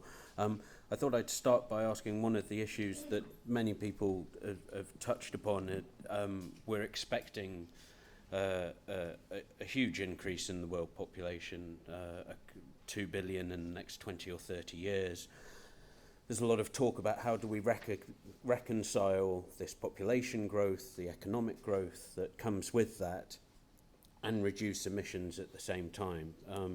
I'd like to ask each panelist to begin with that question, and specifically, you know, how the shipping industry can play into that. And Samantha, if I could start with you. So about 5 years ago, WWF launched a report, the Energy Report, which showed that the world could achieve 100% renewable energy for all of its energy needs by 2050. People thought we were fools. I even had my questions about whether this was possible. But we see now that this is possible, and it's becoming more achievable more quickly because of innovation and commercialization of existing technologies. So I think the first thing to say is that it is possible to have a zero carbon, zero poverty world. The issue is not really population growth, actually, it's consumption. And it's primarily, at this point, consumption in richer countries, and to a much lesser extent, consumption amongst wealthier people in some developing countries. But it's really not an issue of having a lot of people, it's an issue of some people using more than their fair share of the world's resources. So the first thing is that energy is responsible for most of the world's emissions. And it's possible to have an energy system that has zero, very close to zero emissions, also for shipping. And I also want to add that the role of shipping is quite important. As a number of people have said, it's preferable in a lot of ways to land-based transport, especially when it comes to global trade. There are many examples of the shipping industry now responding on emissions, both in terms of ship classes, new green ship technologies, and so on, the slow steaming development, which has had a good effect on emissions. But what we're really talking about for this world with 9 billion people, where we hope that all of them are living decent lives, we're going to have to talk about transformation of this sector as with other sectors. And transformation does not just mean more efficiency in the use of fuels, it means very different designs for the way that we power ships and maybe even how we manufacture products, things like digitalization. So I don't want to look too far into the future, but I just want to stress the point that there's a pathway which is about progressive incremental change, and then at some point you're going to have a step change in technology. I know many companies are already working on those technologies. We see it also happening in the automotive sector.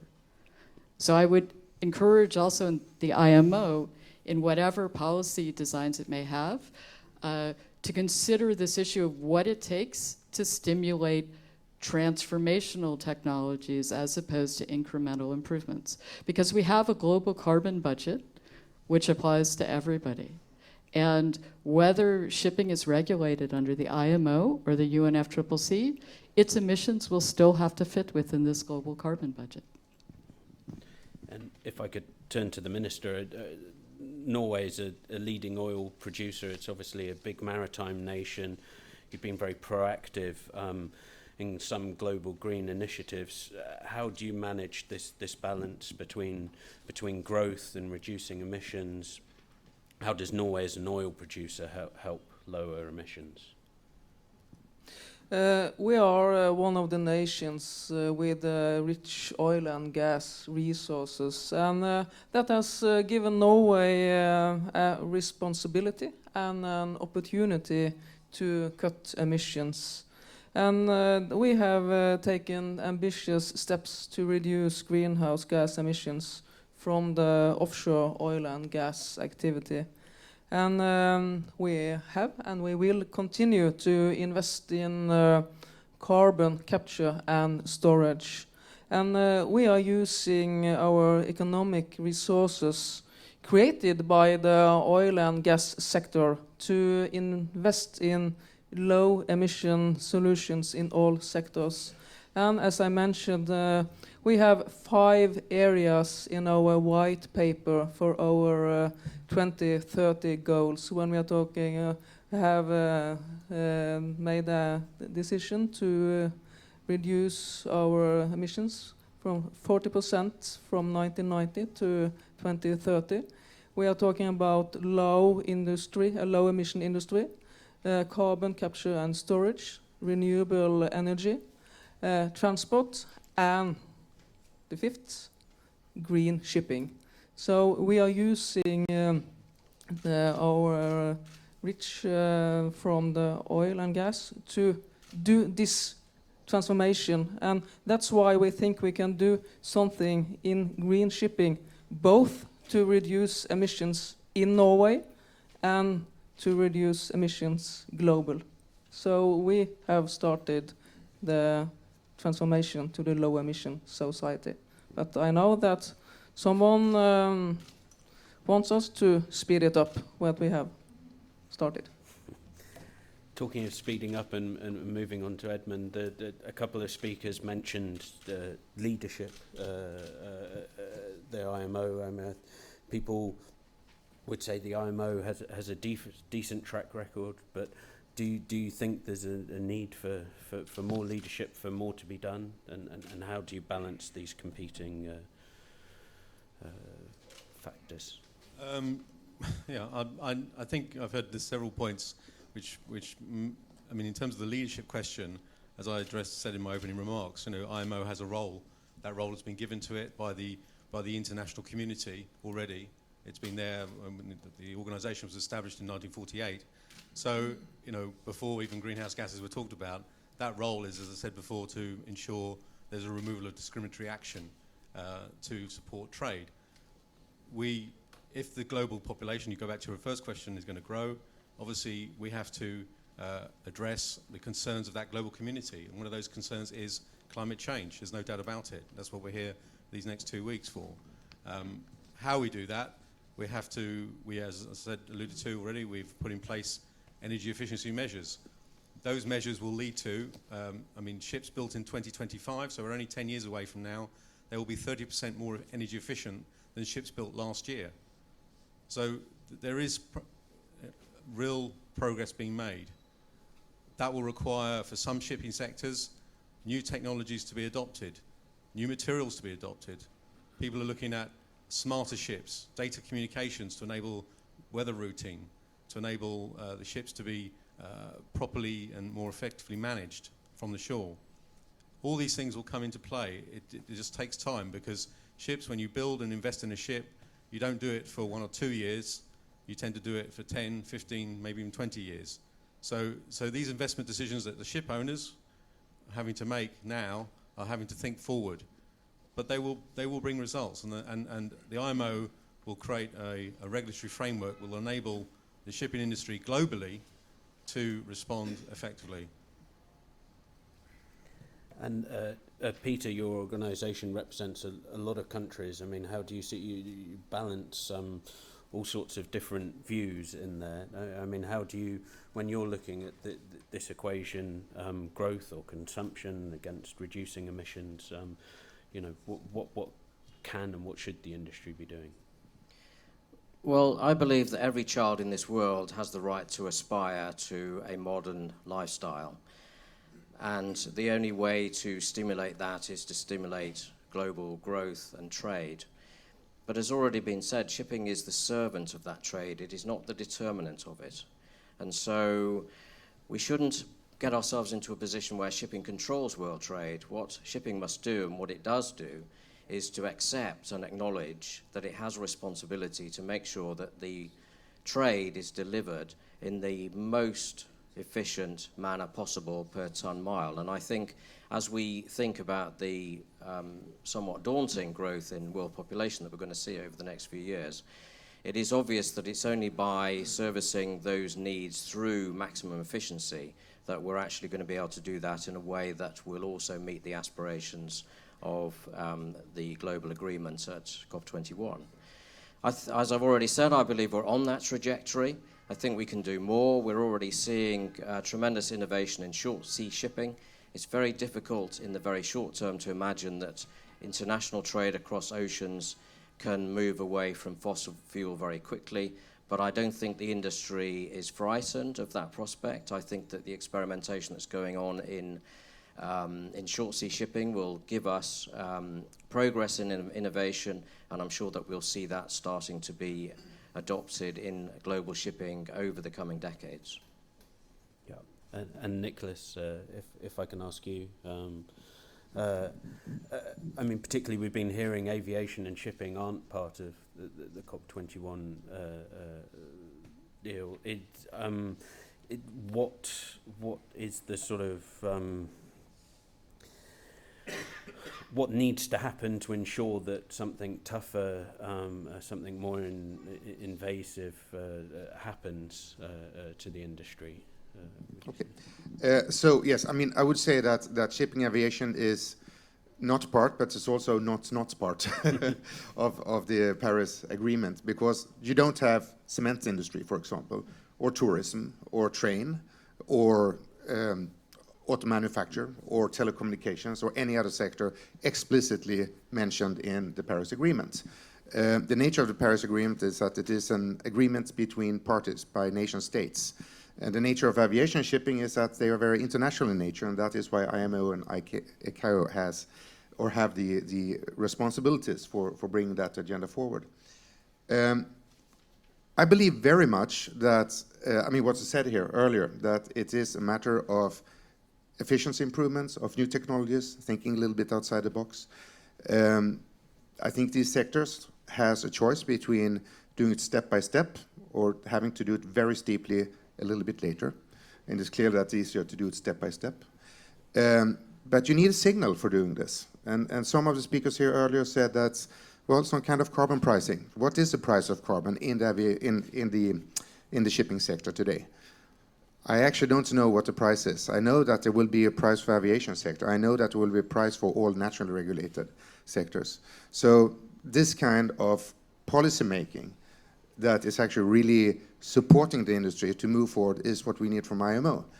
And I think that IMO, like ICAO, is first and foremost driven by the private sector.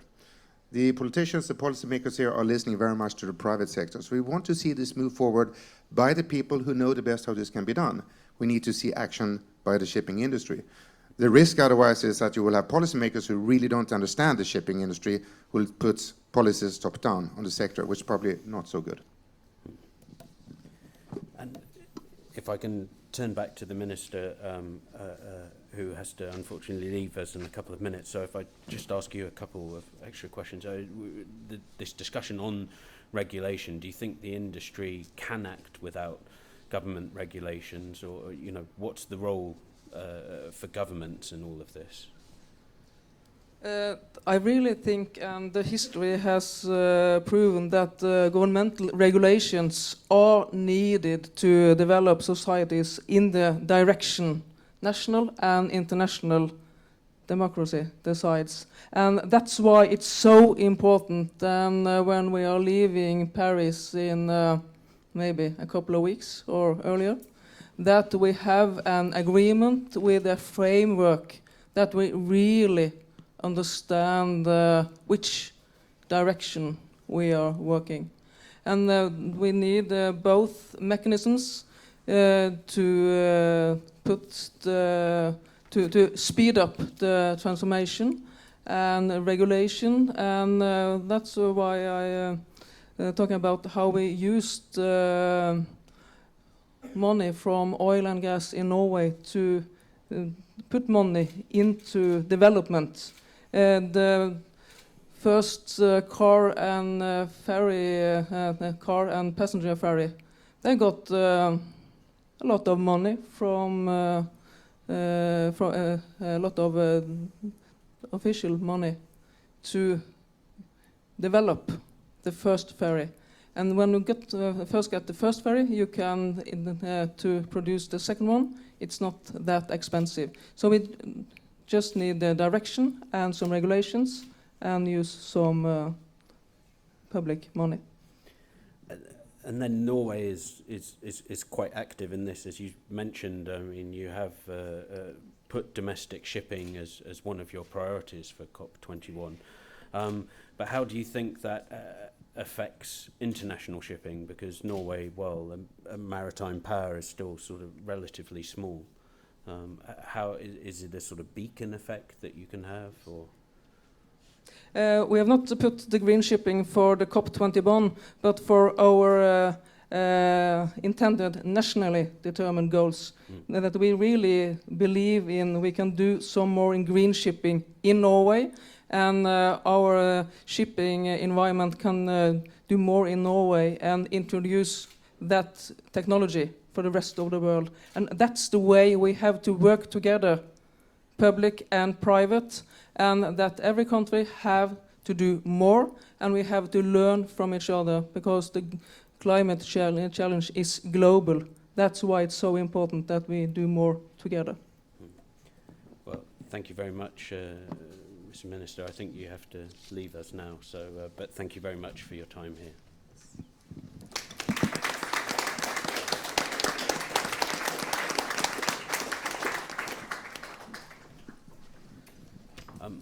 I'd like to, we've still got quite a few minutes left, so I thought I might ask if there's anybody from the floor who would like to ask a question. There's a lady over there.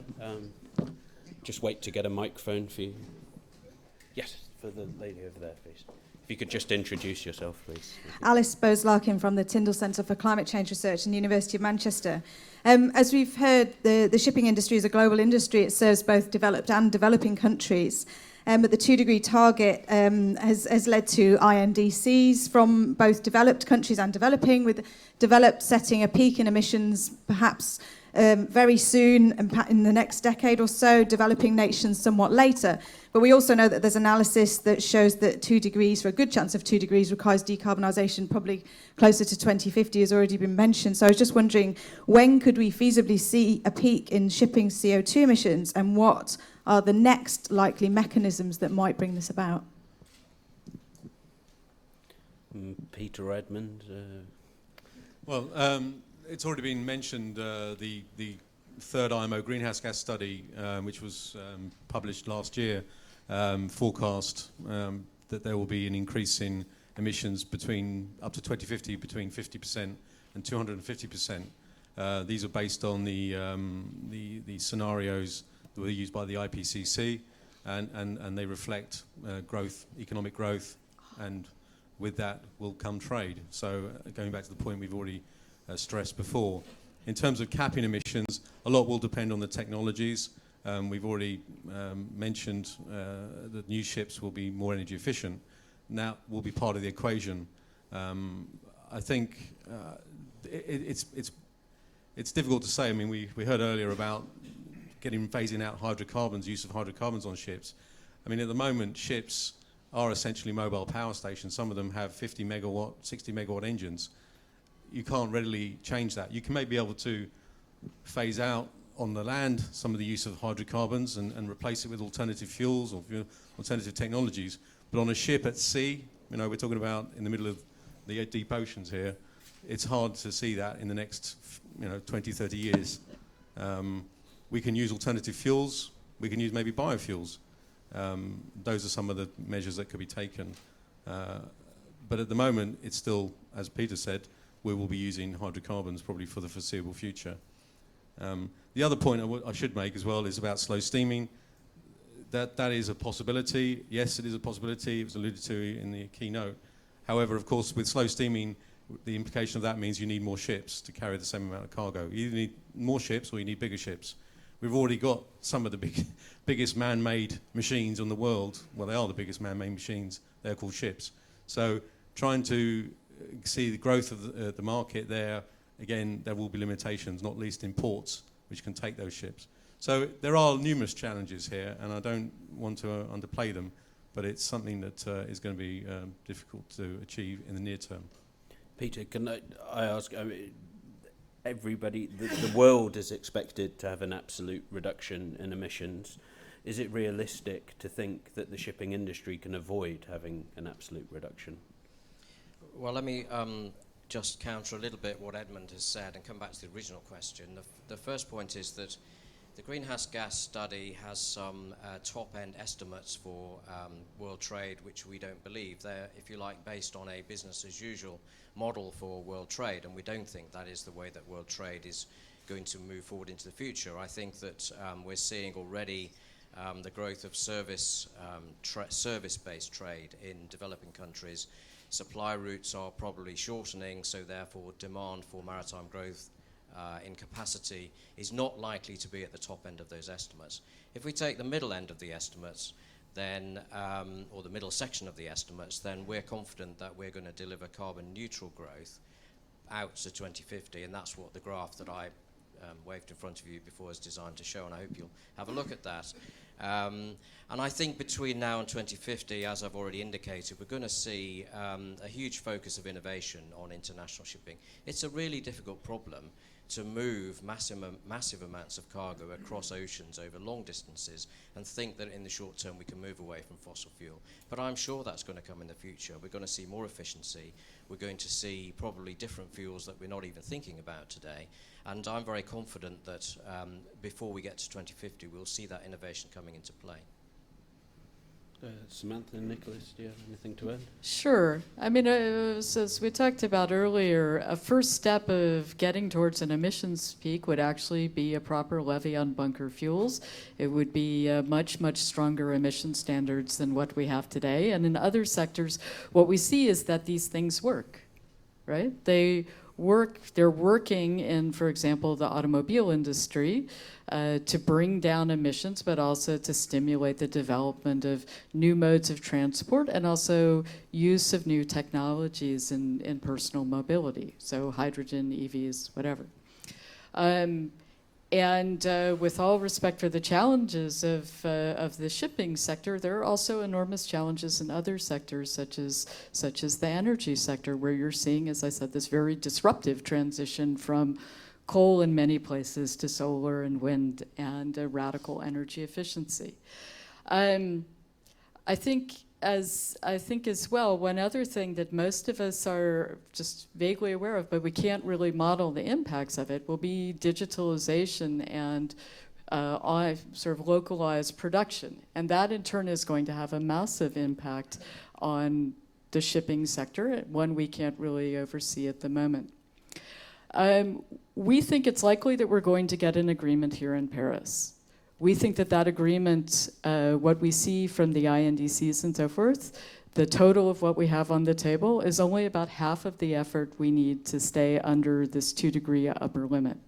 And so what that means is that everyone is going to have to do more, and that's going to include the shipping sector, and that some of the things that are unthinkable right now in terms of carbon pricing, levies on fuels and whatever, will become very thinkable in a short time as we start to see these accelerating impacts of climate change. I think we also have a tendency in sectors to see this kind of disruptive change as bad. But I want to say that, for example, if Norway and other shipping nations adopt industrial policies which really promote the development, R&D, commercialization, deployment, testing, pilot projects, international collaboration.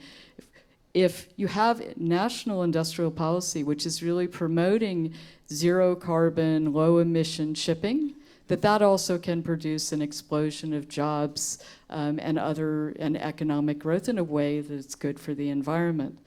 So we mustn't, I hope, fall into the trap of seeing change as only bad and destroying jobs. Change can also bring new jobs, new growth, new industrial sectors, for example, to a country like Norway. Thank you. And Nicholas, any brief thoughts on this? Yeah, I think that Samantha said most of what I wanted to say here. But I mean, very briefly, I'm sitting also in meeting with quite a few other sectors. And I must say that they are no different from the shipping sector. They also say, but we are really important for world trade. We are really important for economic development. Fine, everybody else reduce. We have to continue to grow. Frankly speaking, we can't. Because we are living on one planet. There's no planet B. There's no plan B. We have to reduce emissions, and we have to be part of the solution. The title of this seminar is Shipping as Part of the Climate Solutions. And I think everybody recognizes that certainly there are technological barriers, but technological barriers can be overcome. And until those barriers can be overcome in the shipping sector, how can the shipping sector be a solution for the global climate problem?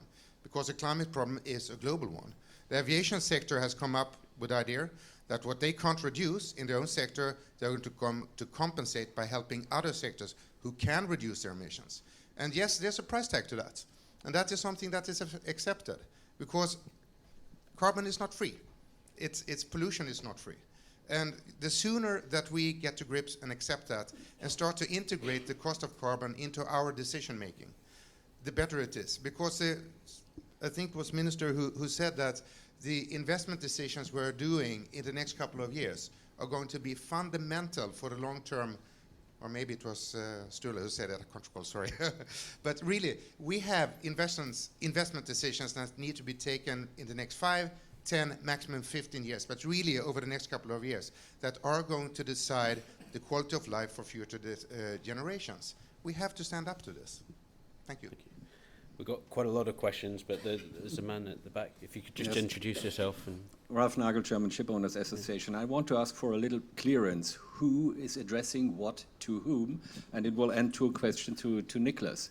There's a lot of finger pointing to IMO. What is IMO? IMO is not an industry body. It's states, 129 when I'm right. And all of them are part of COP21. Insofar, my question is, do we need, or doesn't we need, a clear message and decision from COP21? What's the size of the greenhouse gas cake you were talking about, Samantha? And so far, there's a question to Nicholas. What will be the definition by the states from COP21? What is the size of the cake? And what is the expectation to the different sectors they should deliver to prevent that the cake will be too big and we have the problems which are mentioned? And so far, first of all, it's questions to the states together, which are together here and have a decision, because as long as we don't have a roof for, let's say, a definition of the cake, we will have a problem in IMO, because then we will have the discussions, how should the Chinese delegate in the IMO could be proactive when he don't have a clear commitment of his government for the general reduction of greenhouse gas. And so far, I think this is a little bit finger-pointing IMO. Is also have 3 fingers to the member states which are here to discuss and decide about. Thank you. Okay. Thank you. So, yes, you're absolutely right that IMO is also a membership or countries organization, United Nations organization. The decision from Paris that will come here is going to be very, very clear. And we already said it. Peak as soon as possible, reach climate neutrality at the end of the century. Earlier, preferably. In terms of IMO and aviation, because there are actually total parallels between aviation and IMO. You both have these non-discriminatory principles in the conventions. And it is not because the sector itself is not a sector, although it's regulated by states, the actors in the sector are individual companies, individual organizations. So aviation has taken a decision that the requirements are the same for all airlines. Doesn't matter from where they are. And this is still a political discussion, certainly, and this will certainly still be a discussion at the ICAO Assembly next year. But the understanding is that there's no discrimination, everybody have to do their piece of the pie. we've got quite a lot of hands up in the air, so I don't know whether maybe say you can go first, but let's keep the questions short, and we'll try and keep the answers short as well to get through. Thank you. Colin Laughlin, BC Shipping News in Canada. 3 questions for anybody on the panel. I think we have to... One? Just one, well, please. Okay, they're coming. What's the state of the art on low sulfur fuels right now? And if there is a global levy on bunker fuels, how is it administered, and who do you pay it to? If I can interrupt, actually, I think that could be a good one for the second panel, if you don't mind, because that's going to. This panel is more on regulation, and the. Do I get another one in? No, but we can. If you hold that thought, hold that question. Hold that one, and I'll substitute this one. There's actually 2 other questions, okay. So if I could ask you to ask the question in the next panel, that would be perfect, sir. Thank you. Good morning. I'm John Maggs from Seas at Risk in Brussels and the Clean Shipping Coalition. Of course, there is a slightly awkward dynamic between the UNFCCC process and the IMO. And there's also, I think, some rather confusing messaging going on here. We've touched on the crux of the issue, which is that there is a finite carbon budget, and the shipping industry only gets part of that, and that it therefore has to reduce its emissions in an absolute sense, and in the end decarbonise. The problem that we've got, of course, is that that the International Maritime Organization Secretary General recently said that measures that would result in any cap on the absolute emissions from the sector should be avoided. This is the Secretary General of the IMO. And the International Chamber of Shipping's policy is also that, as we have sort of gathered here, is also clear that absolute emissions reductions are off the table, if you like, for the foreseeable future.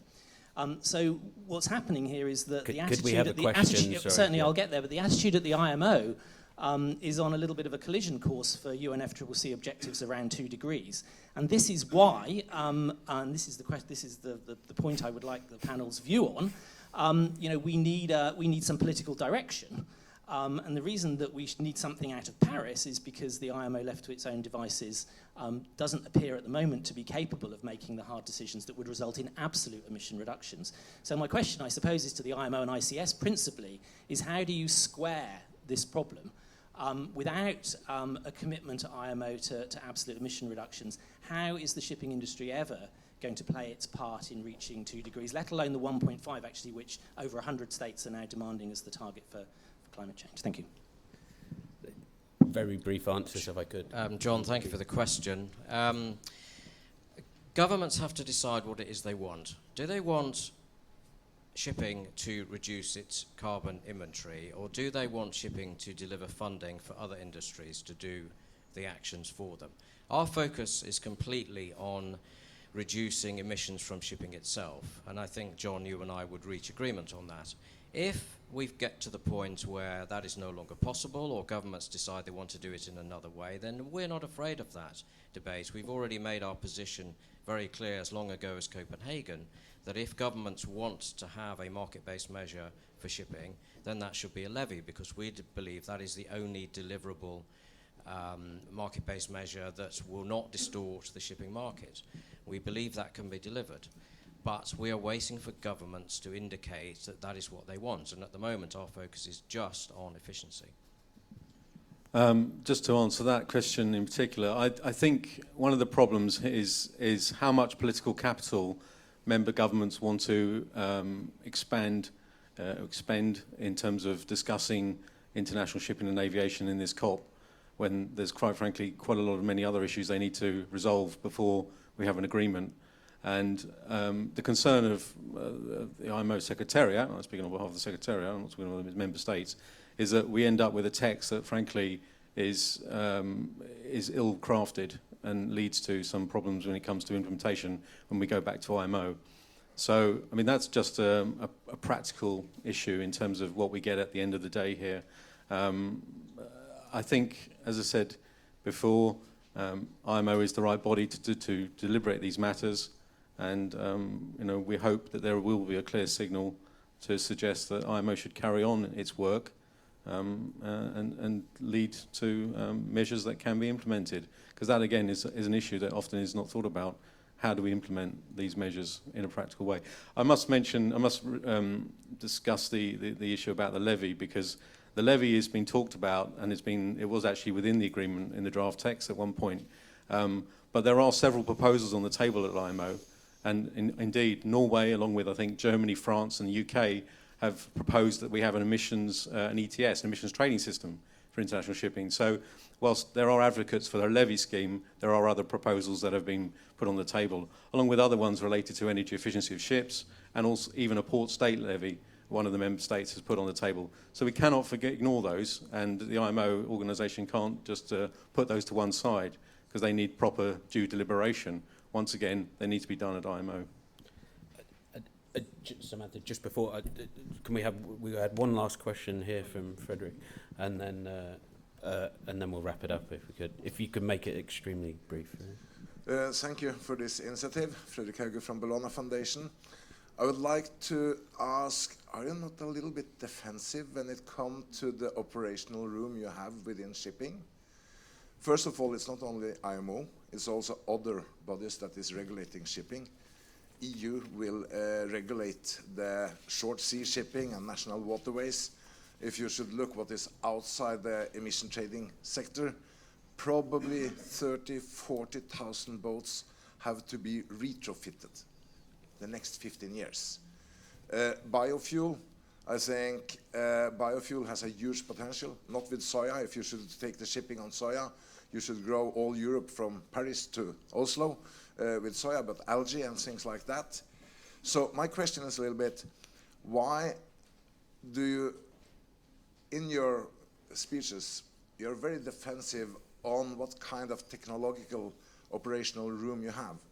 It's now built one ferry on battery. I'm working now with a cargo ship going on batteries. I've been sailing on Greenland on a hybrid electric rechargeable sailing boat on batteries.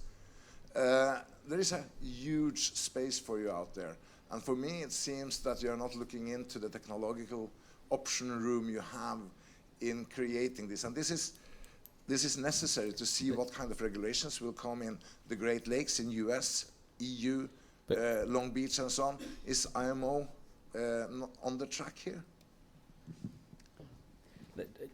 Maybe I should just let them answer first, and then. Well, I'll reiterate what I said earlier. We have international regulations in place. They are requiring ships to be, compared to last year, 30% more energy efficient in 2025.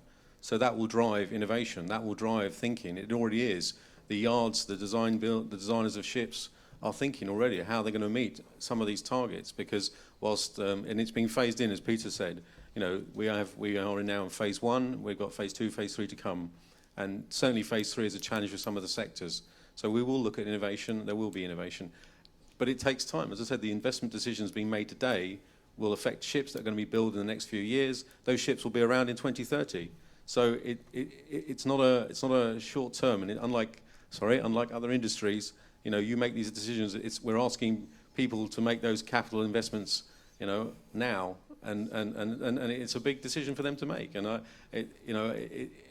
think you know, you say we're defensive. We're only defensive because we know that the measures or the changes that need to be taken aren't necessarily very clear at the moment. There's a lot of uncertainty about what can be done in future to these ships. All the examples you gave, sir, were short sea shipping examples. You know, a bulk carrier trading in the North Atlantic in the middle of winter has some different challenges to any other, I would say, type of vehicle, and it's trying to get and meet those challenges, which is a technical issue. But I still I haven't seen anything that can come up to the power density of a marine diesel engine, and until I see that, that's why perhaps as an engineer, I'm slightly defensive. Well, we will. This is exactly what we'll come back to in the second panel after a break. Samantha, if it, very briefly, a last word. So two thoughts. I mean, a couple of the questions have been about the politics, right? That you have the same government sitting in the IMO and the UNFCCC, and if they're so inclined, they can send a very powerful signal also into this sector about an emissions cap and about the kinds of measures that will bring down shipping emissions. And that's correct. Now, they might not do it here in Paris, but let's not pretend it will be done when we walk out the door here in Paris. This is, there's going to be a set of negotiations. There's likely to be an agreement. There will be further agreements and modifications to what we get here in Paris, because we already know that's going to be necessary. So we mustn't act as if whatever is here is going to be definitive for the future of any sector, including shipping. There will be more. The second thing is that, and the more will probably include one of the things that you, sir, were asking for, which is this signal about how you work out the relationship between national shipping emissions and the fact that shipping is a global industry, and this issue of common but differentiated responsibilities. The second point is about being on the front foot as a sector. So, again, if we look at the coal sector right now, you can see an example of an industry, and the energy sector in general, and in a sector that was not on the front foot. They resisted change as much as they could. Change has come to them. It's painful. People are losing their jobs. You're having a massive, unwilled restructuring. So I attended an event where Kofi Annan spoke, and he closed with a comment to leaders about climate change. This would also apply to the IMO and to ship owners associations. He said that where leaders do not lead, the people will take the lead and they will make the leaders follow. So let us also think about that. It's important to take the lead at the right time. Thank you very much. I'd like to thank all our panelists. It's been an excellent discussion. We're now going to have a 10-minute break to refresh ourselves, have some coffee. But thank you very much to our panel today.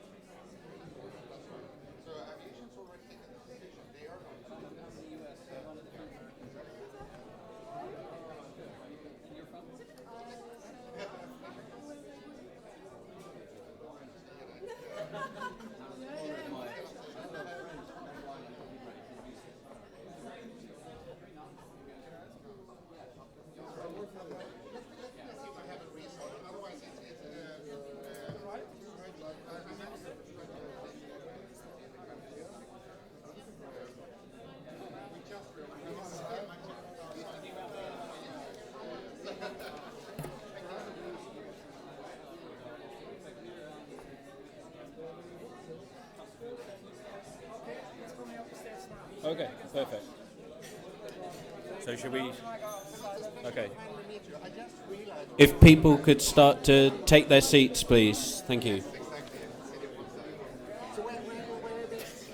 You get the impression nobody listens.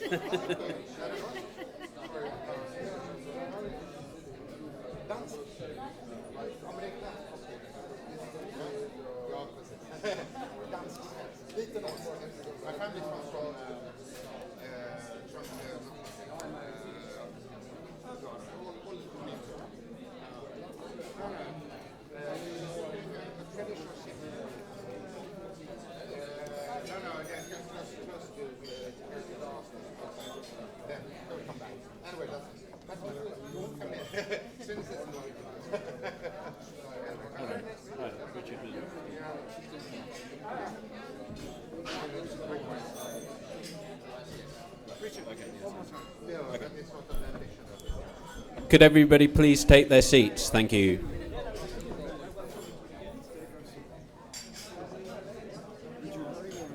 we have like 5 minutes apiece or a bit smaller if you could. We said 1 to 2 minutes, but if you stretch till 3. It'll be a bit like the first session, so I'll probably ask a general question to everybody, and then we'll probably open it up to the floor. If that's okay. But we're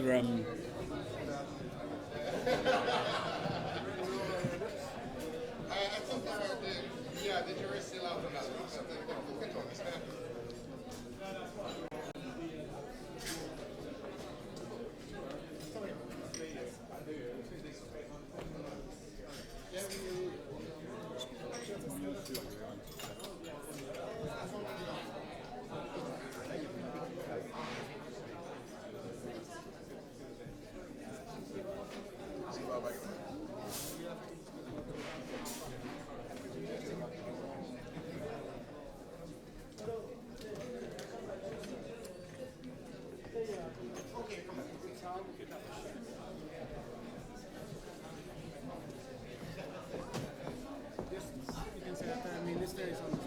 Okay.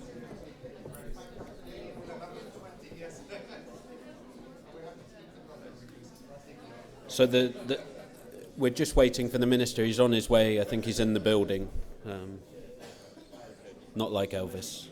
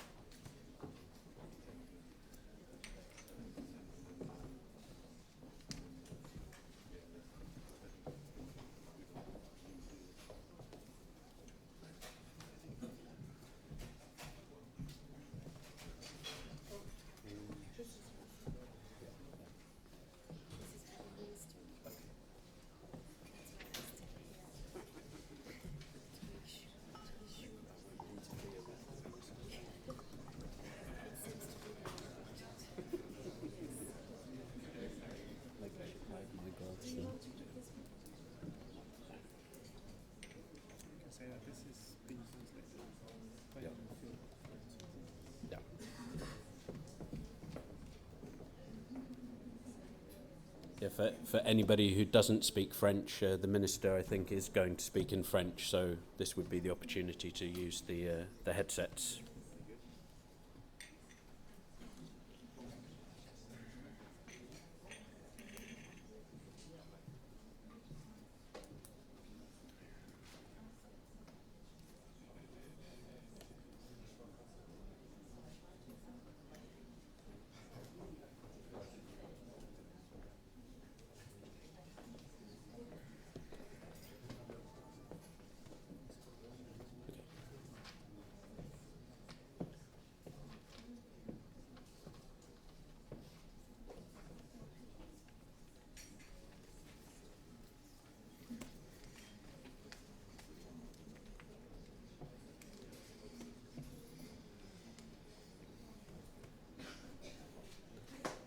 So I'd like to welcome now the French Minister of Maritime Transport, Mr. Alain Videlis.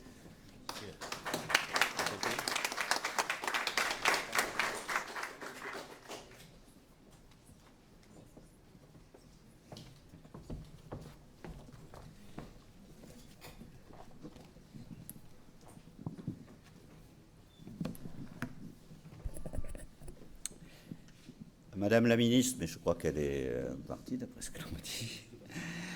Monsieur le secrétaire général, monsieur le président, mesdames et messieurs, je suis très honoré de pouvoir conclure par ces quelques mots la séquence dédiée au transport maritime. Je salue tous ceux qui ont activement engagé, qui se sont activement engagés pour que soit inscrit cet événement dans la COP 21. La volonté de continuer à travailler ensemble dans un esprit constructif, ouvert et respectueux est sans doute la meilleure réponse que nous puissions apporter aux événements tragiques qui ont récemment touché la France. Et nous devons continuer en ayant simplement à l'esprit de répondre que vivre et travailler, c'est probablement la meilleure réponse que l'on doit faire aux terroristes. Le commerce mondial, d'ailleurs, rapproche les femmes et les hommes, parce que échanger des biens ou des services nous oblige à nous mettre à la place de l'autre, à comprendre ses besoins, à lui proposer des solutions bénéfiques et durables dans l'intérêt général. Le transport maritime est le vecteur essentiel des échanges mondiaux. 90% des biens mondiaux sont transportés par la voie d'eau. Rappelons que ce mode de transport massifié est l'un des moins émetteurs à la tonne kilomètre transporté. Ces performances lui confèrent également des responsabilités. Le transport maritime est une partie de la solution recherchée, sachant que la croissance du commerce mondial entraîne celle du transport et potentiellement celle des émissions contre lesquelles il nous faut lutter. La France, pays d'hôte de la 21e conférence des parties de la Convention cadre des Nations Unies sur les changements climatiques, a, en ce sens, un devoir d'exemplarité et entend porter ainsi une croissance bleue faite d'emplois, d'activités et respectant l'environnement. L'économie maritime représente déjà, pour un pays comme la France, 310 000 emplois directs et un chiffre d'affaires de 69 milliards d'euros. Les acteurs du transport maritime sont conscients des enjeux et ont d'ailleurs pris déjà des engagements. Plusieurs initiatives illustrent leur volonté de participer à cet effort global. Engagement de l'ICS pour une réduction de 20% des émissions à la tonne transportées d'ici 2020. Engagement volontaire des compagnies maritimes, des grandes compagnies maritimes. Initiative en faveur de l'environnement comme le Clean Shipping Index ou le World Port Climate Initiative. La diminution de la vitesse des navires, largement répandue au niveau mondial, a d'ores et déjà permis une réduction notable des émissions. La France accompagne à son niveau ces évolutions, notamment via des mécanismes de financement innovants, comme pour le navire du futur. Ces éléments impliquent toutefois une dimension internationale qui est nécessaire, portée par l'Organisation maritime internationale, dont je salue ici le représentant. Plusieurs travaux ont été engagés à ce titre. Je pense à l'index d'efficacité énergétique ou au plan de gestion de l'efficacité énergétique des navires. Je salue également les initiatives en cours pour mettre en place un système global de rapportage, de surveillance et de vérification des émissions, dit MRV, pour Monitoring, Reporting and Verification. Je soutiens l'esprit constructif qui a animé les derniers travaux techniques et souhaite qu'il fédère les volontés pour que soit mise en œuvre une règle internationale de suivi des émissions de CO2. Elle sera le socle des mesures à prendre pour réduire l'empreinte carbone des transports maritimes. Nous savons aussi que ces efforts ne doivent pas être déçus par le jeu de la concurrence déloyale, qui contournerait les règles adoptées en quittant un pavillon pour un autre. Il est donc essentiel d'agir ensemble et de manière non discriminatoire, et que les efforts continuent d'être faits dans ce sens pour que les mesures prises soient efficaces et appliquées par tous.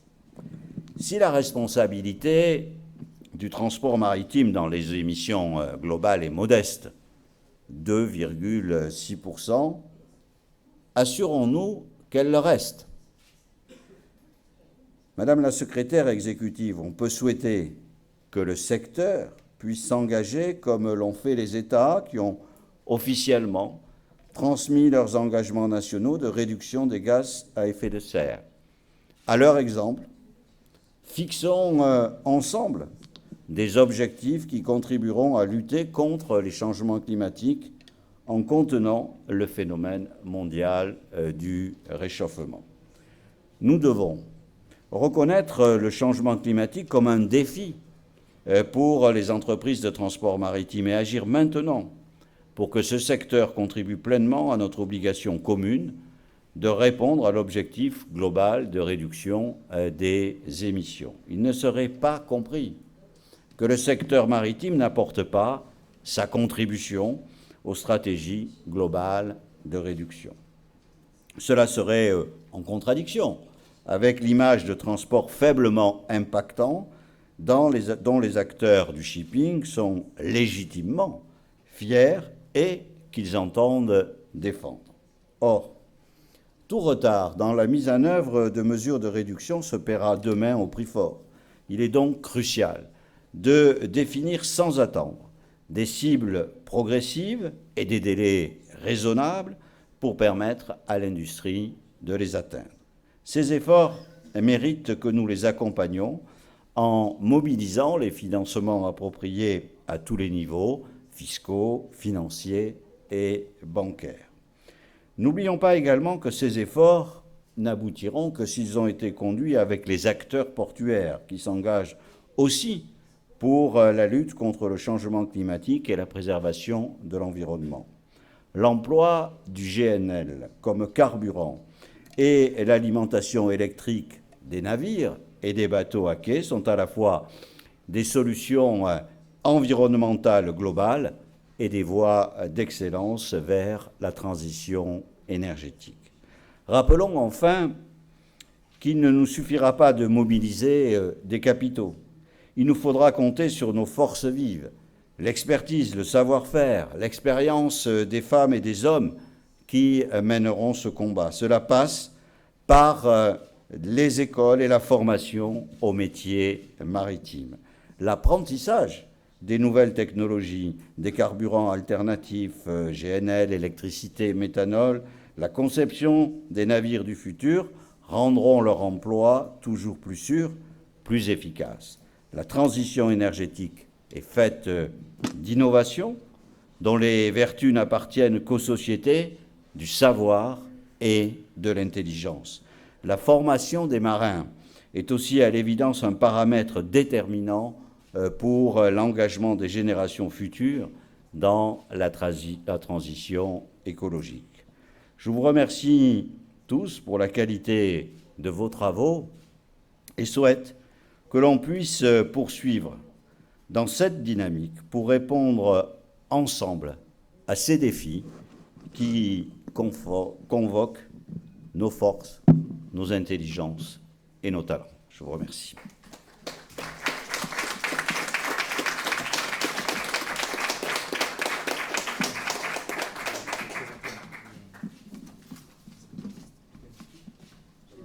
Merci bien, Monsieur le Ministre.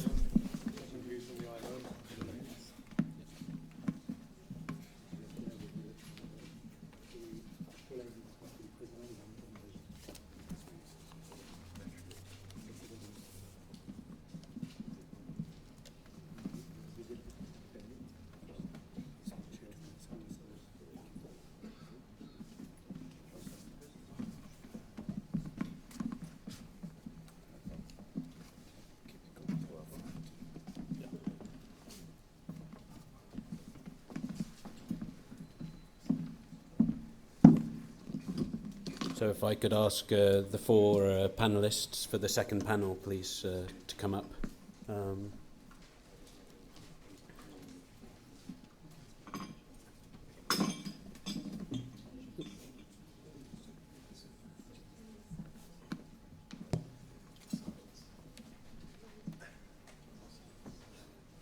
So I introduced the panelists.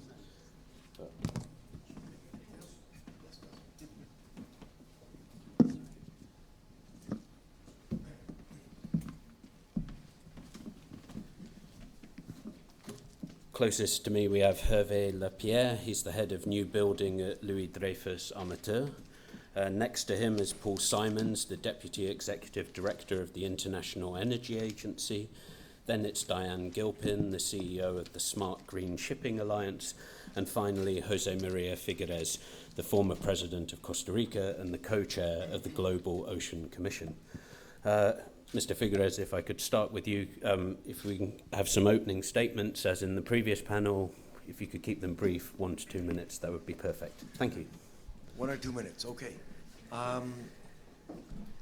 Richard, if I may, I'd like to just zoom out during those 2 minutes. 3 very rapid recognitions, 3 realities, 3 challenges, and 3 parts to the solution. The recognitions. To all of you, amigas y amigos in the shipping industry, between the Carbon War Room and yourselves, we have been working on shipping efficiency for many years now. There's a lot of progress that we have made. We can still continue to make progress, but the voyage has been tremendous, no pun intended on the voyage. Secondly, a recognition to France. What an extraordinary nation that, in spite of the very challenging most recent circumstances, we're all here together as a world. And third, a recognition to Norway and to Scandinavia. I come from a small country on the other side of the world that when it grows up wants to be like Scandinavia. So to begin with, this year, 2015, 98% of our energy has been only renewable. Now 3 realities. Amigas y amigos, we convene in Paris in a moment of global political tension, global economic weakness, and global environmental urgency. The tension we have read about, the economic weakness we know, and the environmental urgency is the imperative. And in spite of that very delicate circumstance, we have 3 challenges. Sturla mentioned 2 of them very eloquently this morning. Combating poverty and equity, because we have the economic wherewithal to do that today. getting rid of climate change, for which we have some of the technology, but not all. And I would say facing the end of 200 years of the era of industrialization, because the steam engine is out and something much better is in. So finally, Richard, to your 2.5 minutes, the three parts of the solution: technology, policy, and financing. Gildas and Sturla talked this morning about the technologies, and we have some of them for the shipping, we need others. We have some of them for some of the other global sectors, and we need to develop some. But they are on their way, and they would allow us to reduce today in the world about 50% of total carbon emissions with what we already have on hand. The policy is something we still have to work about, and which this conference is all about. The elephant in the room in this particular event is whether the policy is dictated at the IMO or in another place, and that is something that has to be resolved. But there is no question for a need of policy, and so that's another point of agreement. And the third is the financing, and that is where the world needs to come together. We all talk about 100 billion by the year 2020. In the fiscal conditions of today, we're not going to get even close. To be serious about the transformation and the opportunity which this represents in terms of creating jobs and getting beyond the Industrial Revolution, we need a carbon tax. You have called it a common levy here that plays evenly amongst the field. We have SDR rights in the IMF that we should be considering, which would be non-inflationary in the amount that we need them to finance the world. And we have leverage. Take the Green Fund with whatever money it has, bring down the interest on banking loans to the industry to 1% or 0%. You will see all of the transformation, creating all the jobs, market opportunities, and economic growth that this world needs. Thank you. Perfect. Thank you.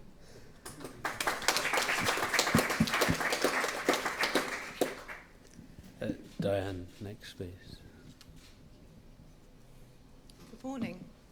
Thank you very much for inviting me, and the International Chamber of Shipping, Norwegian Shipping Association, and the French Shipping Association. Thank you for hosting this important event.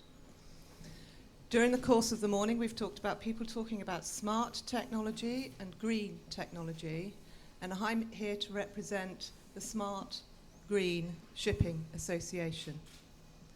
I represent a team of brilliant, dedicated, creative individuals who are passionate about solving big problems in shipping and finding lucrative solutions to those challenges. We like to think of ourselves as the Silicon Valley of shipping. So we've got naval architects, marine engineers, yacht racing designers, academics, systems designers, all working together, understanding the deep incumbent shipping system to create solutions that work today and work in the future. And the clear and overlooked opportunity that the shipping sector could benefit from is renewable energy. So we heard Sam this morning talking about how the coal industry decided that it wasn't possible to change, and the renewable energy industry came along, and we've seen a transformational shift in the way businesses operate as a consequence of using free fuel. It completely changes operational models and puts certainty and resilience at the heart of business. And we'd like to be able to facilitate that transformational shift in the maritime sector. So we believe that there's a huge opportunity for maritime renewables.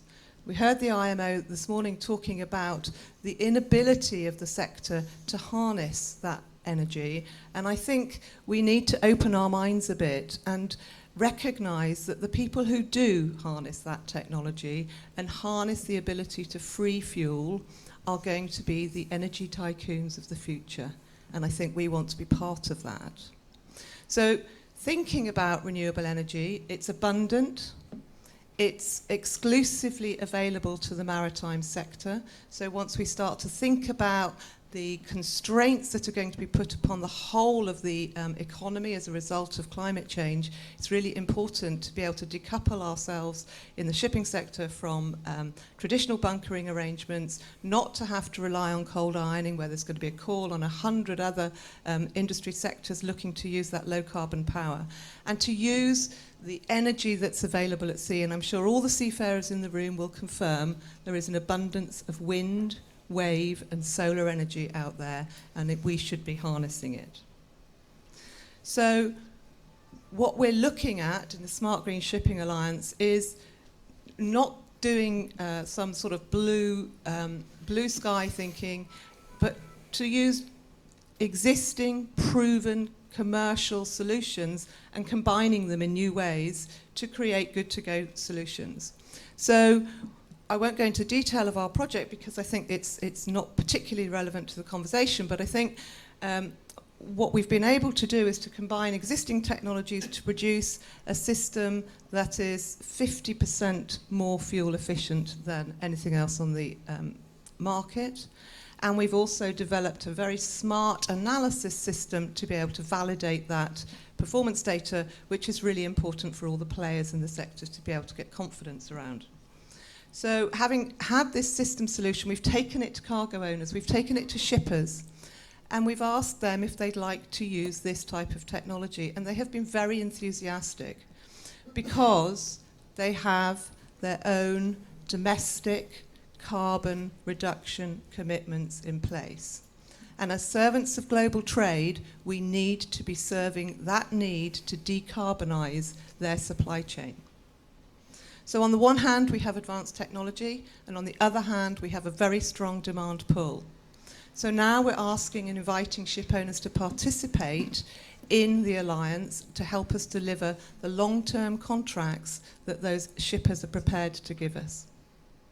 So I would say that it's time for the shipping industry to recognise the opportunity, to embrace the potential that this global challenge gives us in realising a whole range of technologies, not just the one that I'm representing as the Smart Green Shipping Alliance, but a whole range of technologies and innovations which could rapidly decarbonise the business. And I think what we're looking at here is the potential to unleash a new golden age of shipping, and I would urge the community to take it.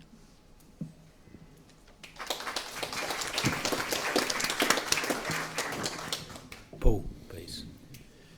Thank you very much, and I'd also like to thank the organizers, the Norwegian Shipping Association, for putting this event together.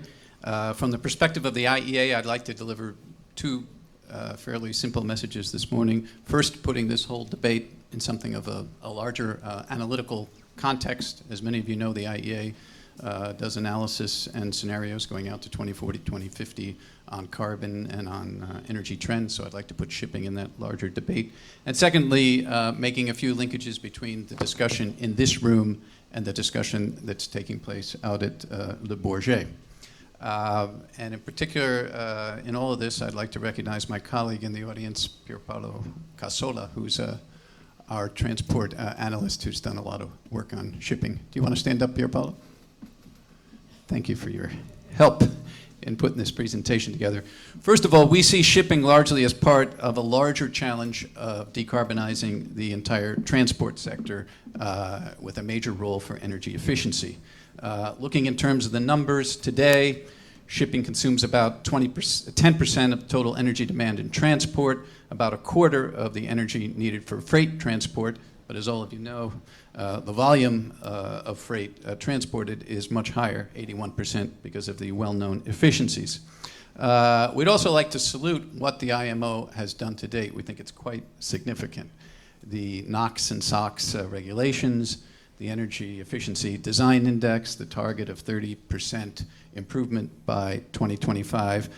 These are very, very significant. And these are going to require the industry to undertake a number of changes in terms of the way it operates, Some fuel switching will be needed. This switch to middle distillates, the use of onboard scrubbers on the SOx and NOx, the use of additional alternative fuels like LNG. All of this is going to be very important. It will involve major structural change for the industry. Looking ahead at our scenarios, we've done scenario work that goes out to 2040 and to 2050. And in our baseline scenario, which incorporates the already pledged INDCs by member countries, we are expecting that energy use in shipping will increase by 17% to 2030 and by about 36% by 2050. But that will not, and that will require some improvement in energy efficiency by about 30% between now and 2030. But that will not be enough to bend the curve down to 2 degrees. In our 2-degree scenario, the impact on shipping is much greater. And we are expecting that we'll need a 50% improvement in energy intensity. And we see that being achieved by tightened greenhouse gas emissions requirements, fuel quality, and pollution emission regulations. And these will lead to higher shares of diesel fuel, higher shares of LNG, and higher shares of advanced biofuels in the mix. Now let's move beyond and take a look at the broader process that's going on out at the COP meetings. And the IEA has conducted analysis of the global impact of the existing INDCs, and we're expecting that those would result in an increase of temperature to about 2.7 degrees by 2050. So we will not see emissions peaking either before 2030. But we have put forward a bridge scenario in which countries can take immediate actions in 5 major areas that could actually produce an early peaking of emissions by 2020. And I think it's important to note that energy efficiency steps could represent nearly half of the steps that would be needed in order to create that earlier peak in emissions. So the type of work that's underway in the shipping industry, the type of emissions reductions that are underway by the IMO. This is important, but we would need continued parallel action and more intensified action through the IMO. So summing up, there are major challenges ahead, clearly, for the shipping industry. Shipping is and will remain one of the most efficient, we think, freight transport modes. Environmental regulations are expected to have an impact on marine fuel choice and obviously energy consumption patterns in shipping. We think LNG could have a positive impact on greenhouse gas emissions in shipping. But when we look beyond at broader structural changes and the increased share of renewables, increased share of biofuels, this will also really be related to the broader challenge of how we're going to be electrifying and decarbonizing the overall transport sector. And the analysis that the IEA has done shows that it's going to be much easier to decarbonize electricity than it is transport or industry. So again, the steps that are being taken are important. The challenges for the overall transport sector are substantial.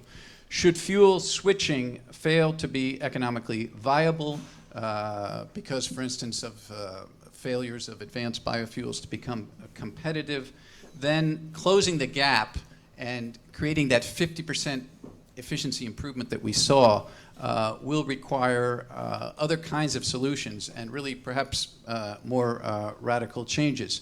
And there we've heard other things in the first panel too. For example, a reliance more on local sourcing and reduced shipping activities. But in general, we think the focus on energy efficiency is the right way to go. And we think that more accelerated movement towards higher ambitions of energy efficiency is where the low-hanging fruit exists with respect to the shipping industry. Thank you.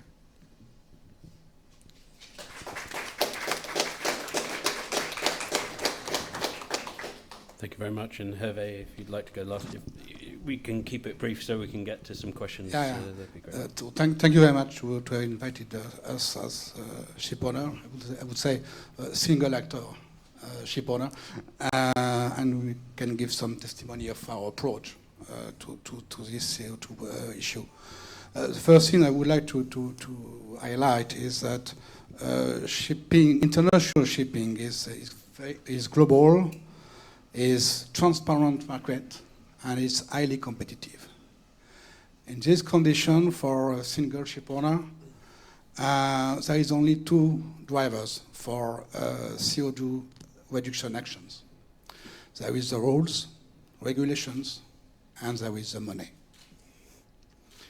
You cannot imagine on your side to invest in CO2 reduction actions or devices or anything if you are alone. And then you become uncompetitive, and then you're dead. So the only way to improve the situation is that either it's compulsory by rules, or you can make savings by doing it. So there is rules coming from IMO, basically, which are started on a global access since 2-3 years, and that will give improvement in the next 10 years. And also there is a very high increase of the cost of the fuel. But this increase of the cost of fuel has been followed in the 2000s by increase of the freight. And only when there have been a divergence between the increase of cost of fuel and increase of cost of freight in 2008, 2009, then there have been a huge effort to improve efficiency. And in 2-3 years, there have been a dramatic improvement in new building with the so-called eco-ship, because there was numerous possibilities to improve efficiencies. Very simple, known by everybody since 30 years, but not applied because there was no money for that. There was no saving. So all this saving has been done in 2010-11, and now from shipyards you can get ships that are significantly better than what has been done in 10 years ago. And for instance, we can get today in some kind of ships efficiency which is already almost at the level of the IMO EEDI Tier 3. We have vessels with today 27% saving better efficiency than the Tier 1 EEDI. Now we have to go to the next phase. And next phase is much more complex. It's technologies breakthrough, or it's known technologies but expensive technologies. And the problem is today the fuel is not expensive. So it's very difficult for ship owners today to invest in a battery-driven vessel, to renewable energy assistance, and to other kind of saving efficiency. So today we need to have rules or more expensive fuel. And after, the future will be, of course, a decarbonate of the transportation. So most likely we'll go to hydrogen, we'll go to batteries, to fuel cells, but we need a lot of time for that because today's technology is not there. And also we need that the economics of that is possible. Thank you.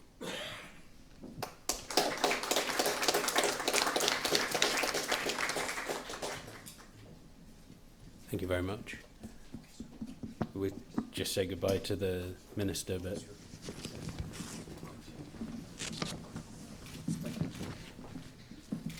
merci, monsieur.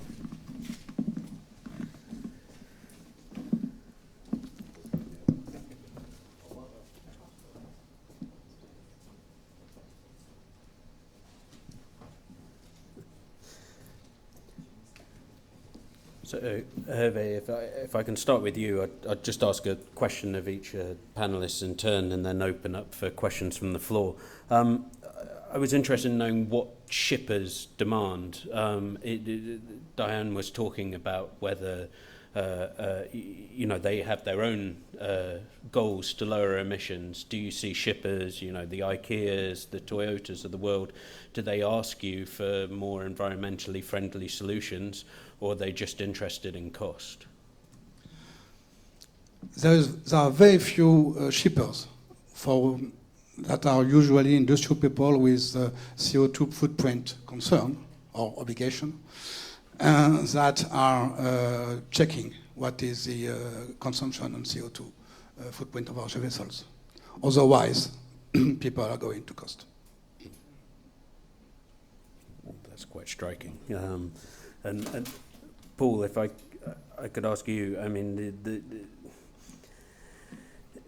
do you think when you listen to this, one of Hervé's points was, that regulations are needed. When you look at industries, is that what is needed to cut fuel consumption? And is that what's needed in transport, which, as you say, is a more difficult sector maybe than electricity? Well, I think clearly you either need a price signal or you need a regulatory signal. And right now, we're not getting the price signal. We're not getting the price signal in transport, in ground transport either, especially in the United States, where gasoline prices are below $2 a gallon. So I think there are parallels a little between the road transport sector and the ship transport in terms of the types of steps that would be needed. So you need to push one area or the other, either from the price side or from the regulatory side. Mm-hmm.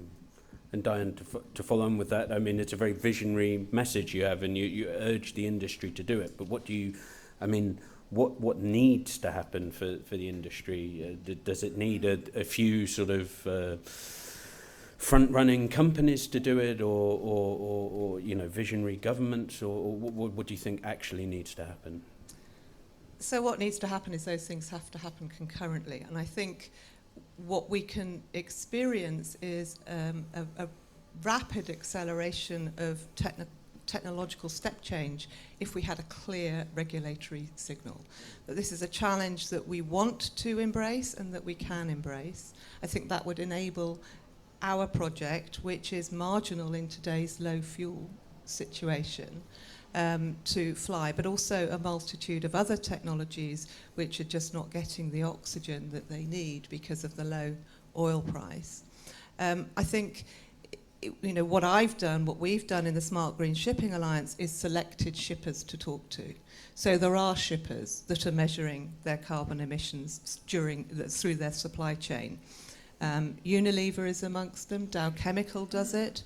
These companies are seeking out low carbon supply chain solutions, and I think that's a trend that the shipping industry ignores at its peril, because I think we have the opportunity by deploying renewable energy, and I emphasize again that there is a cost to harnessing it, but over the lifetime of the vessel, we've talked about these vessels having 20, 30-year lifetimes. Over the lifetime of the vessel, that is a fixed cost. Once you've invested the capex at the front end of the solution, it remains there over the lifetime of the vessel. So I think regulatory change and some support, financial support, to help us get over this hump of acceptance that this technology, renewable energy technology, can make a significant difference to the shipping sector is what's needed. And finally, Jose Maria, maybe on the similar point, how do we get over the problem of cheap fuel at the moment? I mean, what needs to be done? Is it regulation? Is it the governments that need to act? Is it? The more I learn about the fuel situation, the more indicators I get that we may be in for a longer period of time at levels of fuels that we are seeing today than a bounce back to the prices of where they were before they came down. And that, of course, poses a huge additional challenge in moving from fossil-based fuels, which are 70% of carbon emissions, to clean energy where we want to be. I think, as you said, it's going to take a bit of everything coming together. I'm encouraged by the technologies. I see a lot of technologies out there in different fields, and I see earlier adoption and much more interest in adoption. I hope that with what will come out of Paris, we will have a much better roadway in terms of the policy framework, and where I believe we're still lagging behind is in the financing. How do we finance the transition for the world economy to move from a fossil fuel-based economy to a renewable-based economy? Governments don't have the wherewithal to do it. They are putting a lot of the burden of financing on the private sector and on business and saying, you guys go do it. There are not the credit facilities lined up in the world of today for this type of a transition. And unless we really get serious about how we finance the complete overhaul, the complete reconversion, we're not going to see the amount of financing that the world requires. I believe that one of the answers to that is in leverage. So to the point I made earlier, if we take the funds that governments are putting into the Green Development Fund and the other things, and we use those as leverage for financing or to bring interests down, I think we'll be moving faster forward on the financing side. Thank you. We have about 5 minutes for questions. I'm not going to open it to the floor because I've already got 2, which I fear is probably the limit. But the gentleman at the back who I told to wait for his turn, do we have a microphone for him? Or I don't know. If you could keep your question short, please. Thank you. Thank you. Colin Lachlan, BC Shipping News in Canada.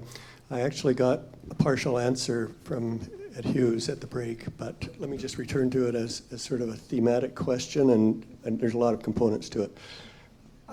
Ed thought that there was some price signal coming out on carbon pricing from the North American ICA. Some of the ports there, differentials in prices, but it's tied to what is the state of the art in current developments on low sulfur fuels. Where are we at with regard to a shipping industry carbon price forecast realistically? A lot hangs on it. When's it going to come about? And question partly is, putting a price on carbon may open up opportunities for marketplace mechanisms. Will it also stimulate or bring about trading schemes which aren't necessarily endorsed by organizations such as the ICS? Thank you. The good journalistic trick of 3 questions in one. But who would like to go first? Hervé, do you, or Diane? Well, I'm gonna go. You can take your pick of question. Low sulfur fuel, I think, is a bit of a distraction, really. And I say that because I kind of fail to grasp all of the technical and intricate details of this conversation that goes on. And I think it's a real risk that we worry so much about percentages, and I have huge debates with colleagues in the Smart Green Shipping Alliance about this, but we worry so much about this percentage over here and that percentage over there that we're missing the goal. There's an open goal in front of us. Let's do something which is going to improve the operational, commercial and environmental footprint of the fleet, will attract great people to the industry and generate good media coverage. And so we then don't get distracted by, I know it's important, and I know there are much better people qualified than much better qualified than me to answer these questions. So I think we should be talking about what's really important is how do we reduce carbon emissions, how do we do it drastically, quickly, and I think we need to embrace that challenge. So.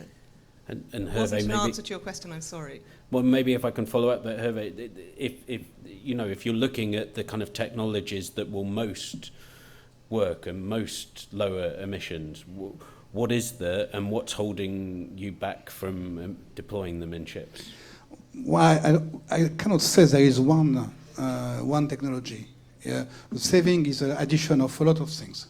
You can play on the airlines, you can play on the ship weight, you can play on the operation of the ships, you can play on the design point.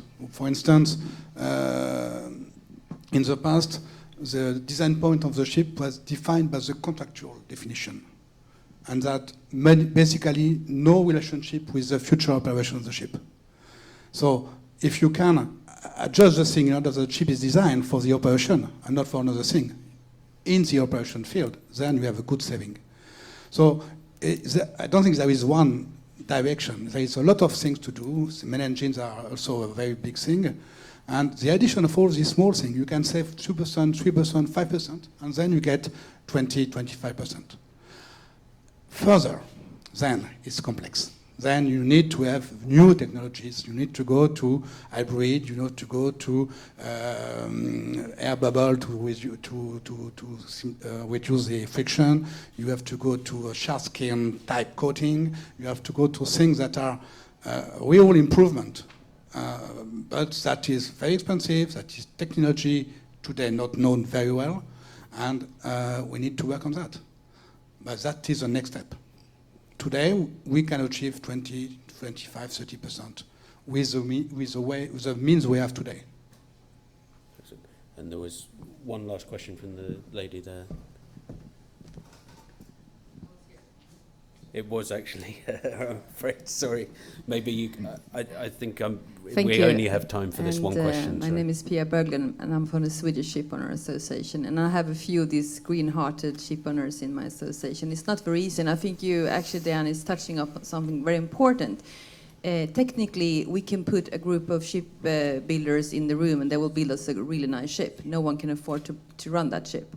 So I think you are talking about other measures than technicals. I don't know if that's addressed in your initiative, but I would give you one example, contractual ones. We have one of our ship owners trade with the cars, and the cargo owner wanted to have a certain speed, meaning that you have to build a very fast ship. And just by acknowledging in discussions that maybe if we reduce the speed, the highest speed that was used 2% of the time, the whole contractual time, we can actually build a ship that is 25% more energy efficiency in itself. But it came as a technology solution, but it was actually a contractual solution, and also the increase of the Panama Canal which is now 20 to 25%. You can build the ships more energy efficient. There's so many other factors in the logistics chain.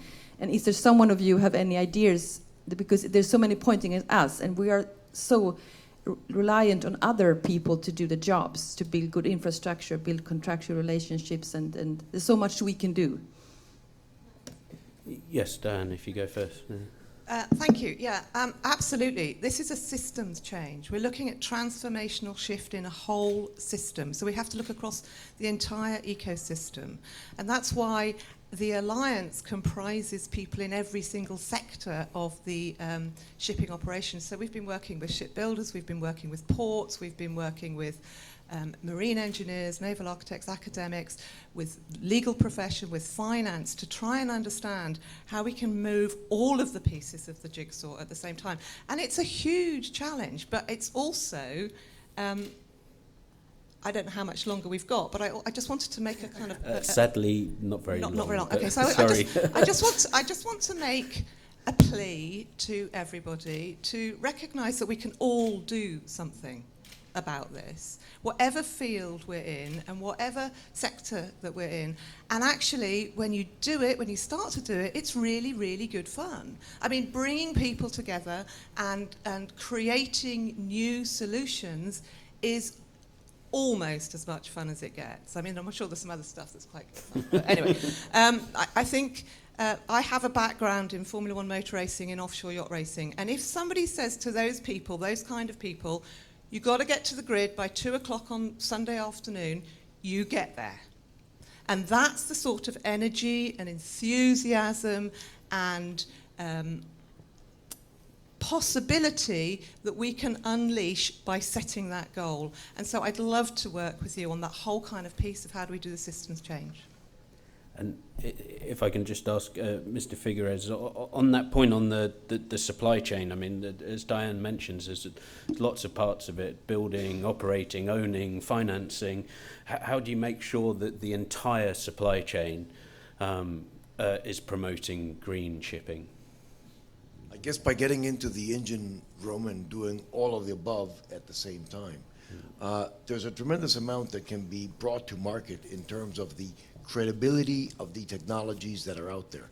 Some of them have been proven, some of them have not been proven, and the question marks that remain with those that especially have not been proven, of course, are a major sticking point for implementation. So there's also room for like third-party auditing of technologies and issuing of reports on these technologies to see if they are a song and a dance or if they are really delivering the goods. Well, thank you very much, and thank you to all four of our panelists. Excellent discussion.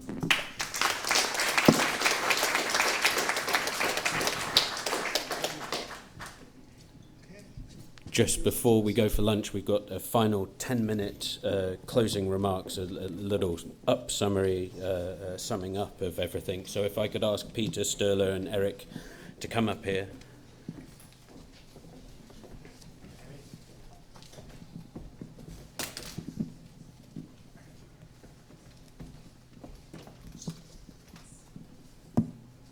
And well, Peter, as you're closest, why don't you start? Maybe you can just give some sort of summarising remarks, takeaways from today's event. Thanks, Richard. Well, it's my passionate wish that all of you in this room will take away a slightly revised picture of the industry.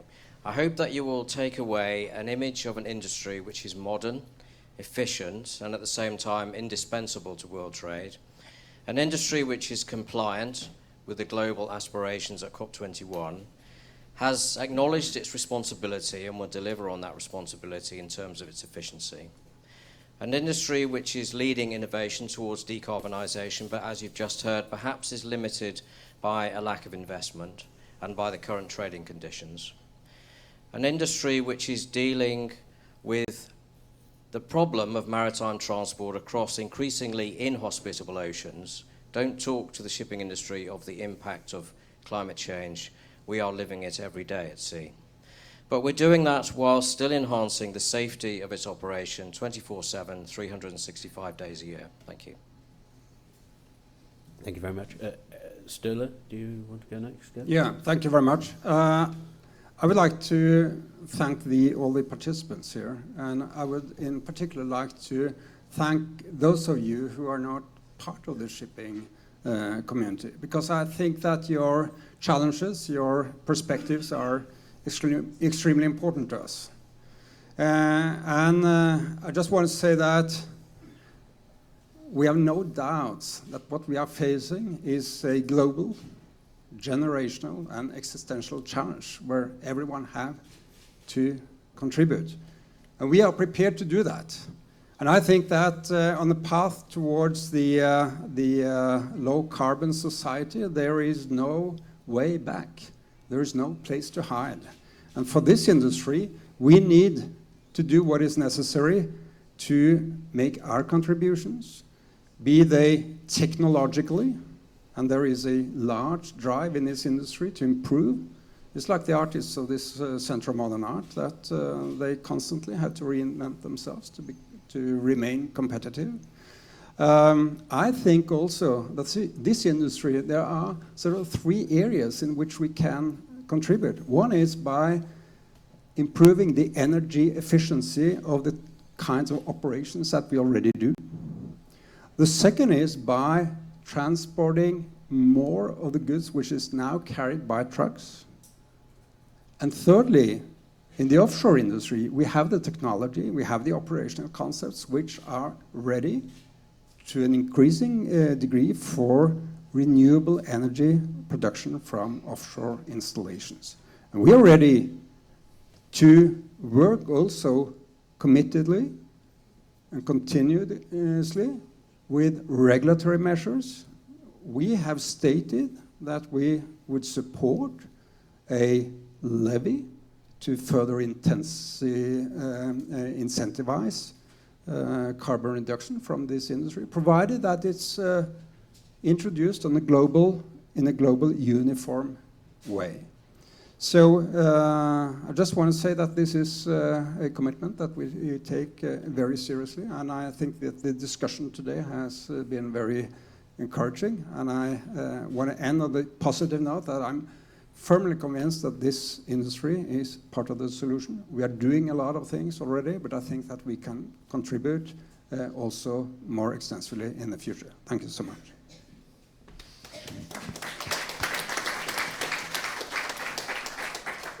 So I stand up. The shipping industry has quite an impressive record with respect to reducing its CO2 emissions. We all heard about this morning. But the key message for us is that we don't want to stay like this. We don't want to stay in the middle of the path. We want to carry on our efforts. We want to be proactive and responsible players. And we know that there are strong expectations from policymakers, from the civil society for us to do more. And I will say that the shipping industry, as represented by NSA, ICS, and Armata de France, as a whole, we are committed to this challenge. We are committed to reducing our CO2 emissions and to do more. So we don't want to be left behind. So Strola told us that we have a lot of discussions around, especially within ICS. I will say that we are not afraid of the solutions. We are not afraid to consider market-based measures or a levy. We are not afraid to speak about new types of technologies, new types of propulsion. We are ready to discuss with all of you, but with also the public authorities. And we really want the industry to be the force of proposition, to be the ones around the table that make things possible. So that's the main point today, and I thank you everybody to be here in Paris with us. And so enjoy the lunch and enjoy the time in Paris and enjoy COP21.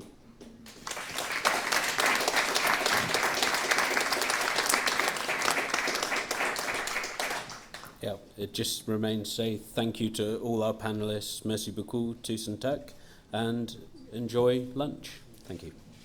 And thank you to Richard for excellently moderating us through this seminar. Thank you.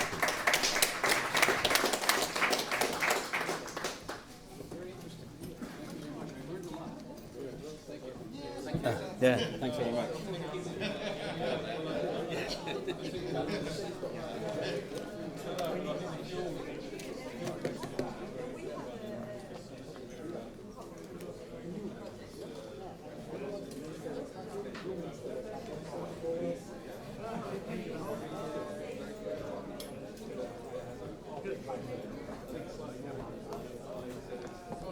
Yeah, thank you. Thank you. Thank you.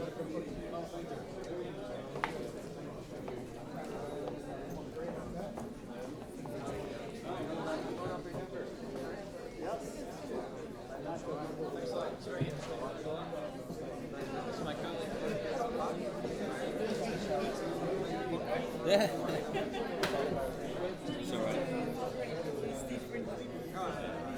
No, I think it was much easier.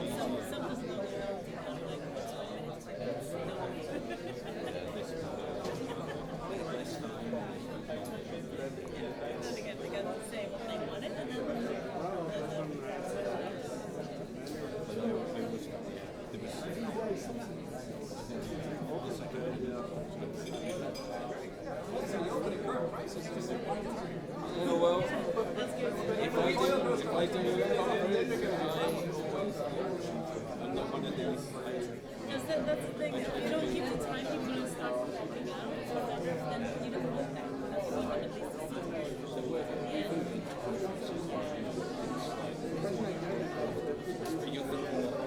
to see where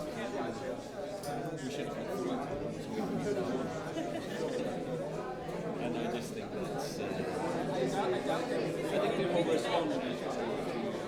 Yeah.